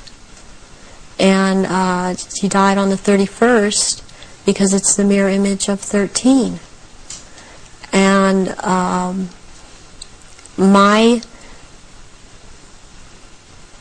understanding of what I get inside of me, and because I was told by Baron Guy de Rothschild last beginning of February, when he was in this country and he was there try and reprogram me again and impregnate me was that he was in the tunnel that night. He had to be there, because not only was it a ritual death of Diana, this was also about taking her soul. And he was taking the soul of Diana, which no one else there could do. Whoever was present there could not do it. He could do it. And he was in France. This is the hypnotic stare you talk about. Yes. And drawing in the breath. And he had to be there to do this ritual killing, this ritual murder. This would mean that the ambulance team and a doctor that arrived within a minute of the crash coming the other way must have been in on this whole deal, or at least the people in charge of the ambulance team.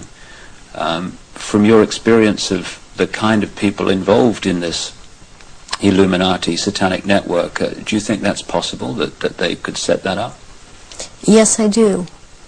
I've seen a lot of things set up that if you did not know, if you weren't in on the so-called inner circle, or know what the Illuminati can do, because they depend on people not believing they're really there, you would not, you would have a hard time believing it. That this has been such a secretive group and worked in such insidious ways to infiltrate and control. And there are so many unanswered questions they don't seem to be able to answer about Diana that keep coming up in spite of all the reports that come out, because there are people that don't believe what they're hearing. What would have been the purpose of creating such a clear and definite ritual in the assassination of Diana? What would be the purpose of that when they could have killed her in another way? Because it had to be done as a ritual, because they were going to take her soul. And it had to happen in the tunnel. It had to happen that way. It had to happen in that year. And this is all, there's all a timeline to all of this. There's been many rumors that she was pregnant, but as I understand it, one of her friends says that was not possible, because she knew that very shortly before she'd had a menstrual period. Is it possible to be pregnant and for that to still happen? Yes, it is. This happened to me. I was impregnated with one of my own fertilized egg that was fertilized by the sperm of Pindar, and he sent Guy de Rothschild to impregnate me in this manner, and I was impregnated in October of '94. I had periods up until February when it was discovered, and they seemed normal, not light. And I then was, since I had the background of a nurse, I was and had worked with a nurse midwife delivering babies. I was, for some reason, it occurred to me to check my stomach, my abdomen, and I realized that I was pregnant, and so I ended up seeing a doctor who told me, I mean, he verified, you're pregnant. He did it with blood test, with the urine test, and ultrasound exam, and if I don't do an abortion on you tomorrow, you're going to have to go through a different type of abortion, which probably would have been a saline abortion. And I knew what I was pregnant with by that time, and so I was terrified to go through with it, and I could not go through with it, knowing what I knew, And so I had the abortion, but I had periods the whole time. You were impregnated at the point that it happened without you having any knowledge of it. No, I did not. Is it possible that that happened to Diana if she was, as the evidence that I've looked at suggests, also mind-controlled and a multiple from the early part of her life? That is definitely more than a probability.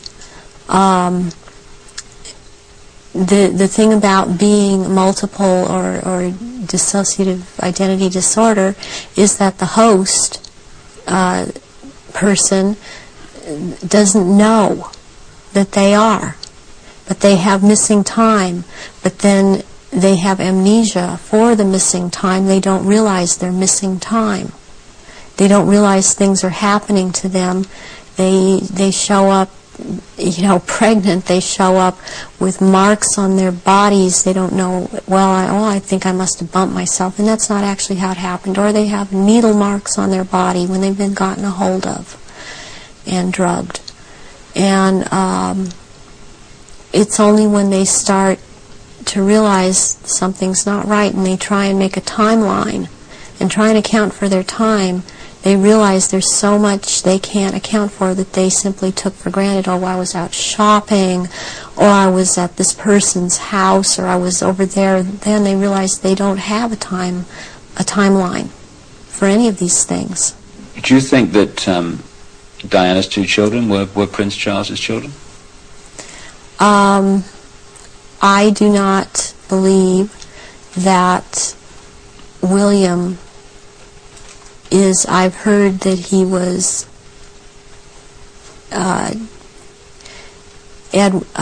Charles's son. I've heard about someone else, and I believe that it was neither.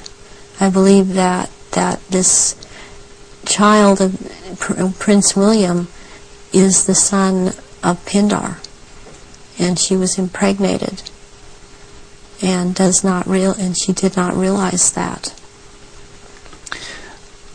When you look at the ritual nature of all that, you've got Osiris, it would seem, symbolized by dirty fire. You've got Isis, symbolized by Diana. Presumably the baby, quite obviously, symbolizes Horus in Egyptian legend and ritual. Why create that in a tunnel in Paris at that time? What was it designed to do, to symbolize or whatever? It's to symbolize, it's part of symbolizing getting the world ready to recognize the Horus that is about to come upon us in the year 2000, as the year 2000 is the age of Horus and Osiris reborn. And there's a sacrifice involved. And the sacrifice is the mother, and the sacrifice is this child. And yet it involves another child who yet lives by the same mother. And you're talking about William? Yes, I am talking about William. What would have happened to Diana in your experience of the ritual, and what would have happened to the unborn child after the events in the tunnel in Paris? That Diana left the tunnel dead. She didn't leave that tunnel alive. That ritual, she had to die in that tunnel, and they had to take her soul in that tunnel, and they had to take the soul or developing essence of the unborn child. And in the hospital, it follows logically, according to what I know about what they do, that they would have taken the uterus and the fetus from Diana, that would have been taken, and as a ritual that would have been taken, and they would have removed other body parts. And done what? Distributed them for high Illuminati members to consume, because this is a ritual sacrifice. Some strange things happened after that. Strange things happened all the way through it. But suddenly the decision was made that she would not be buried in the local church where she wanted to be buried, but on an island among the trees in a lake at Althorpe Park. And Earl Spencer, her brother, claims through a dream he was inspired to put 4 black swans on the lake. Therefore, from your, again, knowledge of the ritual, what does all that mean? Why do that? Because 4 black swans have to do with 4 directions, 4 seasons. They have to do with sealing something for all eternity. To have 4 of something black, like that swan's figure in Celtic mythology, quite a bit in the Druid mythology. And black is the color of Hecate, and also one of the goddess aspects, the 3 goddess aspects that they have, the name is Black Flame or Black Star. And Black Flame means unto death. And so therefore the color black. And somewhere in there would be a flame. The decisions after her death to put her on an island among the trees in a lake and the 4 black swans were all, at least on the surface, taken by her brother Earl Spencer. Have you any experience of him? Earl Spencer I have seen at rituals. He's definitely tied into it. Her family has been part of this. She has this bloodline. I have not seen him shapeshift, but he's tied into it. You've seen him at rituals in Yes, I which have. sacrifices took place? Yes, I have. What about her father? Any knowledge of him? Her father was present at rituals. Her father would have been involved way before Diana was born. For her to have been involved and watch her actions after she was married, cutting herself, being anorexic, being bulimic, these are so indicative of someone who has been involved in mind control, has been hurt, and has been forced to follow mind programming. That this would have started when she was a little child, and her father would have been involved. So if they got her into this mind control stream from birth, presumably they would have been able to shape events right from that point to the 13th pillar. Yes. Yeah, they would have. When somebody becomes what we call multiple personality disorder or dissociative identity disorder, there are many programs that are induced, that can be induced at any point. I mean, you've got the machinery in place when they're a very small child, and as they're grown, they can install programs at any point and have different parts hold these programs, and they can be made to do just about anything. They're taught things such as red light is a green light, go through the light. They drive faster than they realize they're driving. They are able to memorize or see, just glance at something and right away just pick what the point is that they're going after for some reason, or they can memorize phone numbers in just a glance.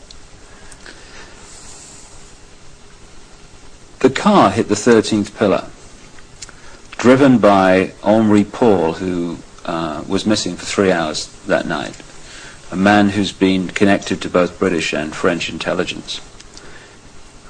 Given the obsession with the number 13, it seems beyond coincidence that with all those pillars in the tunnel, it hit the 13th. Is it possible to mind control someone like Henri Paul so that at speed they could pick out the 13th tunnel, the 13th pillar? Yes, yes, it is. He also, it's very, very possible that he was drugged and programmed in the time he was missing. It's possible for him to have taken medication but not have it affect him at all. Does that include alcohol? Alcohol also, yeah.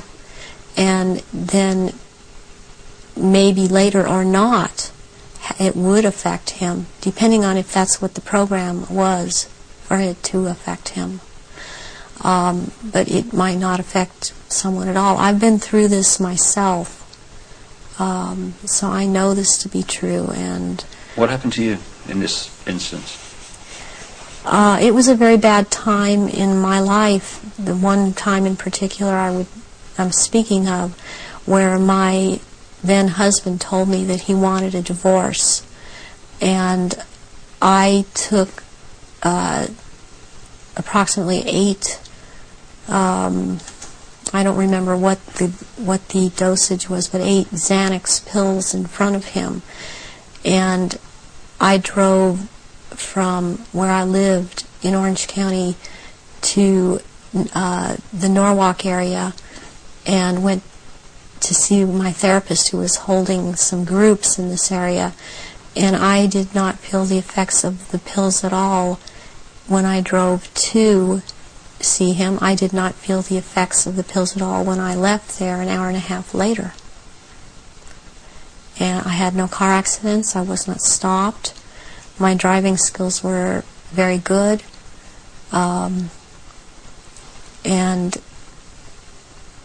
I've seen this happen with other people that have had the mind control programming and this DID, and you just swallow up medication and one part holds on to it and it does not affect the body.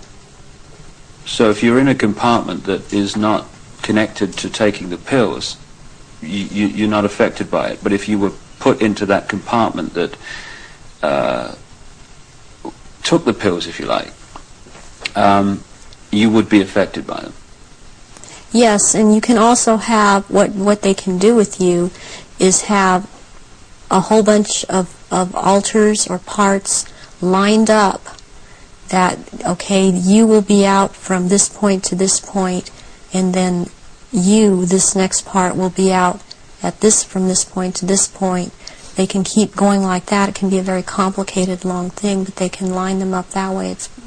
That's the way the programming goes. Do you think this could explain the apparent mystery of a alcohol reading of Henri Paul that was equivalent to 8 Scottish on an empty stomach, while the video evidence of the Ritz Hotel security cameras is that this was not a man in the minutes before he drove Diana into the tunnel that was in any way at that level of drunkenness? Yes, that can very well explain it. With this kind of mind control programming that they do, once you go into that mode that they want you in, you can be hurt and in a lot of pain, or you can be drugged to the gills, or have drunk too much, and you appear to be in no pain at all, appear to be perfectly with it, and you don't feel it. You feel all right. People would find it difficult, just coming from their own kind of experience and observation that someone could drive a car into a tunnel at considerable speed and pick out among 30 odd the 13th pillar. How is that possible to program someone to do that? Because that someone has been taught and programmed and taught and programmed and taught for quite a while how to do this at a very fast speed. The mind works very fast, and if they have the mind and body connected the right way, they can drive. They would have been able. This person would have been able to drive into the 13th pillar at a fast speed. Would that have been happening on a conscious level, or would the subconscious have been pulling the strings? This would be on a subconscious level, and the person would not be aware themselves of what they were doing. In those crucial minutes before Henri Paul got in the car and drove away, would someone have had to have given him the trigger to access and activate the programming then? Or could he have been in some way pre-programmed to be triggered at that time? And if so, what would that be? Well, he was probably programmed to do all of this at a trigger signal.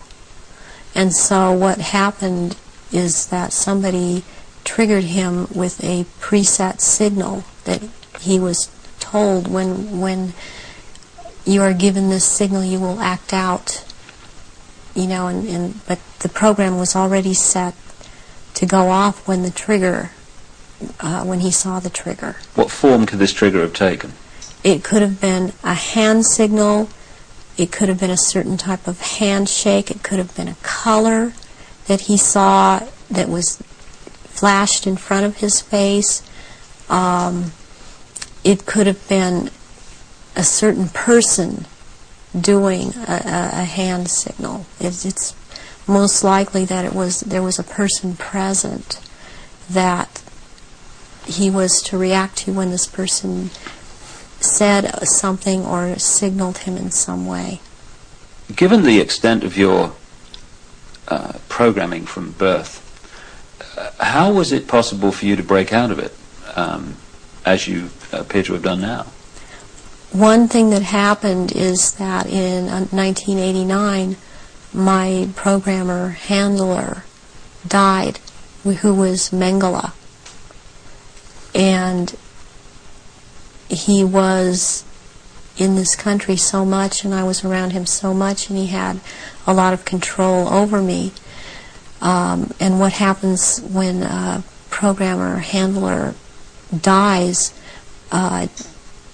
they usually have taught the person that they've been working with, to be very, very loyal unto death to them, and that's something that they, in the end, it works against everything, because when they die, even someone else coming in and trying to take over, a lot of these altars are not open to that and are loyal to that one person. And in my case, Baron Guy de Rothschild is the one that tried to take over. And for some number of years, there was a lot of the time, half the time they got their way, and half the time they didn't. And in major things, they did not get their way. One of the things that I went out and did in 1993 was I cut my hair off, and because I was publicly seen and known to have very, very long hair, I could no longer be seen. I could not be seen with my hair cut off short. This would have caused a lot of questions with other people that had been programmed. And they still tried to carry on with other parts where I wouldn't have to be publicly seen, because they still consider me to hold this status. And they still consider me their property. I was always told I was their property. One question that people would ask is, given all that you know, Why don't they just take you out? They still have plans for me, and this was told to me just a few days ago by someone else who has spoken with Baron Guy de Rothschild that they have plans for me, and they plan to try to have me back because of the psychic abilities, and that is not going to happen. In the little bit of tape we've got left, could we just turn the subject to the jewelry you've got to your left there? What is that? Was that part of the rituals that you were involved in? The first one, this is a child's ring. It is a 14-karat gold white, or 14-karat white gold ring with a diamond in the middle of a hexagram, or a hexagonal shape, and it looks like a hexagon if you were able to look closely at the diamond. This was returned to me by my ex-husband, who told me, well, this was in your daughter's clothes. And this was a message to me, and it was a trigger to me for him to do this. Any high-ranking survivors that I have talked to that know of this ring know that it's from Mothers of Darkness. And it would be very unusual. I mean, I don't know of anyone else that has a ring like this in their possession at this point in time. And what's the necklace? The necklace here is made out of copper, and it's very Egyptian, and it was given to me when I turned 19, and that's an important age because you really start at the position I was at, having these psychic powers in full effect and being allowed to do this in full effect during rituals, and this was worn during certain rituals. Why copper, and why have it at all? Copper is a transmitter. Copper has always been used in the occult. It has a specific meaning. The meaning it has is because I had a triad of altars that were very active in a lot of rituals, and the triad was Isis, Osiris, and Horus. And Isis was the part that drew down the moon, and Osiris performed the rituals, and Horus was what was born of performing those rituals. Just in the literally 3 minutes we got left, for 3 or 4 minutes, I know it's difficult, but I want people to understand the nature of what's going on to so many people today. What sort of things were done to you as part of your traumatization as a child and later? I was electroshocked to the extent that my parents were told when I was in first grade that my IQ was 70 and that I was retarded, and they said I would be retarded. I always had trouble in school when I was in school because I missed so much school. My school records are missing. They've just disappeared. I have medical records that are missing.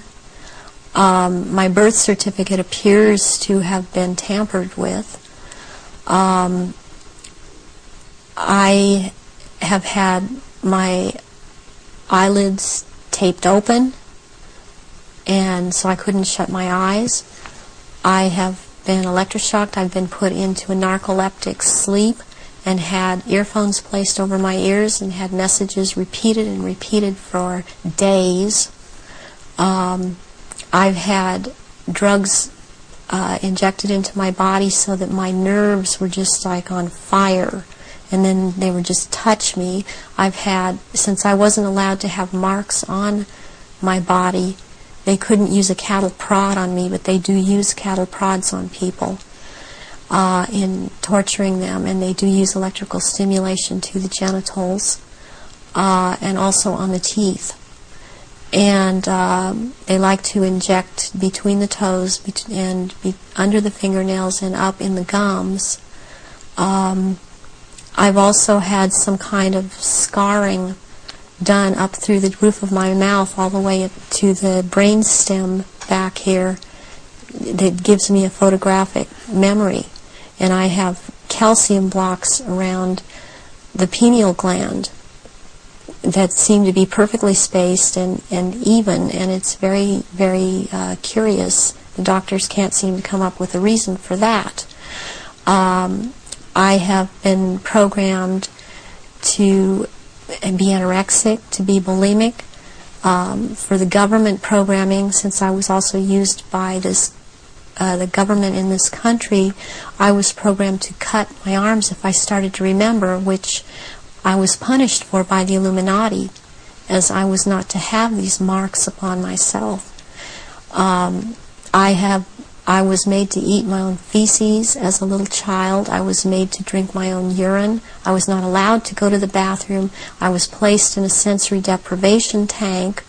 I had my shoulders, my knees, my toes, and my fingers, my elbows dislocated and then put back into place when they wanted me to be traumatized.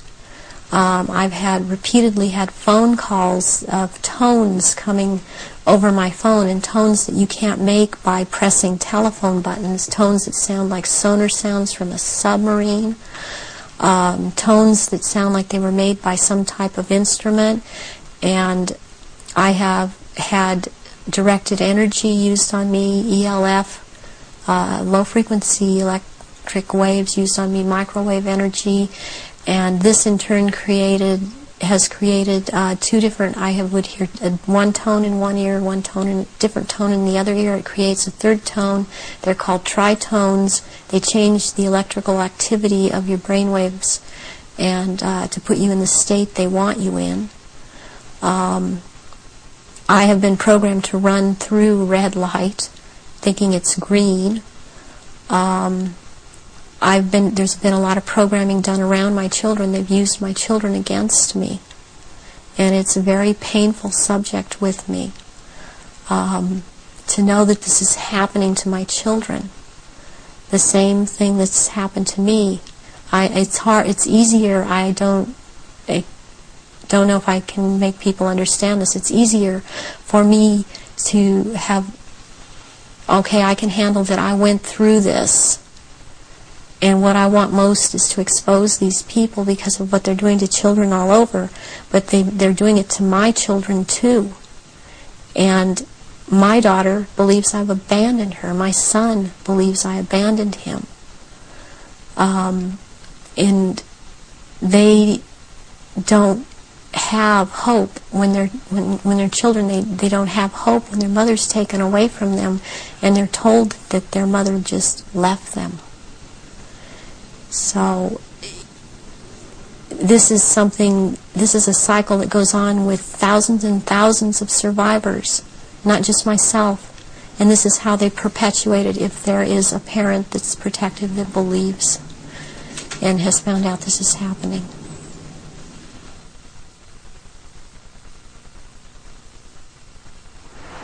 The astonishing revelations of Arizona Wilder, a very, very brave lady who's chosen to stand up and be counted. And only by enough people doing that is this nonsense and this manipulation going to be brought to an end, as it is in the next few years. Well, we've come to the end of our little tour of the centre of global control, and we're here now outside the Houses of Parliament in London, the so-called mother of parliaments, because of course it has provided the blueprint for so many other so-called democracies all around the world. When in fact it's just another vehicle for the one-party state that is relentlessly turning out legislation advancing this global centralization agenda. Not a place of democracy at all, a place for legislating the agenda into reality. Well, you've heard the information and possibly read it in The Biggest Secret at greater length also. The question is, what are we going to do about it? That's entirely up to you as an individual and me as an individual. As someone once said, what you think of me is none of my business, and it's not. This is just information, make of it what you will. But what we make of it and what we decide to do in the light of this knowledge will decide the kind of world that we and our children are going to live in the next few years and beyond. The Chinese have a word that means at the same time both danger, crisis, and opportunity. And that's the situation we're in now. Yes, there's a crisis. Yes, there's a danger of this global fascist state becoming reality, but it's also an opportunity to wake up and make the change that will turn this planet from a prison into the paradise it once was and the paradise it will become again. And that is about choice. Choosing what we do as a result of what we know. And I quote in my books a number of times an American comedian called Bill Hicks, a genius in his way, very angry man, but a very brilliant man, a very profound man. And he described life in this way. He said, life's like a ride in an amusement park. And when you go on it, you think it's real, because that's how powerful our minds are. The ride goes up and down, round and round. It has thrills and chills, and it's very brightly colored, and it's very loud, and it's fun for a while. Some have been on the ride for a long time, and they remember, and they come back to us and they say, hey, don't be afraid ever, because this is just a ride. And we kill those people. Shut him up. I've got a lot invested in this ride. Shut him up. Look at my furrows of worry and my family and my big bank account. This has to be real. It's just a ride.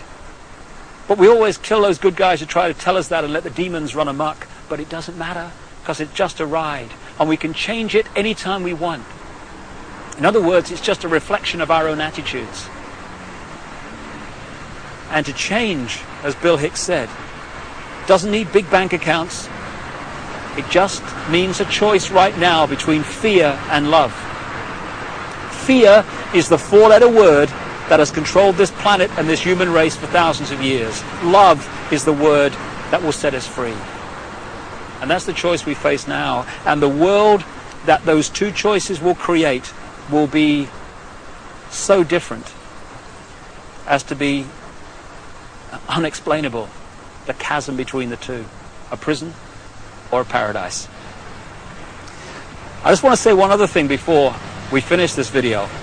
I don't want to demonize the reptilian race, because it's just a genetic stream in the great forever. I'm talking about a small number of this reptilian race that is behind this manipulation, not the race in general. And indeed, many of the reptilian stream, both in physical bodies and in other dimensions, are working now to help humanity win their freedom, win our freedom back. And I'd like to thank once again also Arizona Wilder for having the guts to stand up and speak her truth. And if enough people do that, then this house of cards, because that's all it is in the end, is going to fall. And I'd like to thank also my friend Brian Desborough for helping Arizona and for his own commitment to truth. We're now at the crossroads of the evolution of the human race, or a crossroads anyway. And the good news is this: there is a global awakening going on. I've spoken in something like 20 countries in the last 18 months. People are waking up. They're asking questions. They're seeing themselves and the world in a different light. And this is going to gather pace and is gathering pace all the time. And it's this transformation of human thought and perception that is going to bring the change that we've dreamed about for so long. Dreams are merely imagination which can be made reality if we're prepared to do what is necessary to achieve that. That's the challenge we face now. It's a wonderful, wonderful time to be alive, and we're all privileged to be here to play a part in setting this world free for the first time in known human history. From the epicenter of global control, but not for very much longer. Thanks for listening. Goodbye.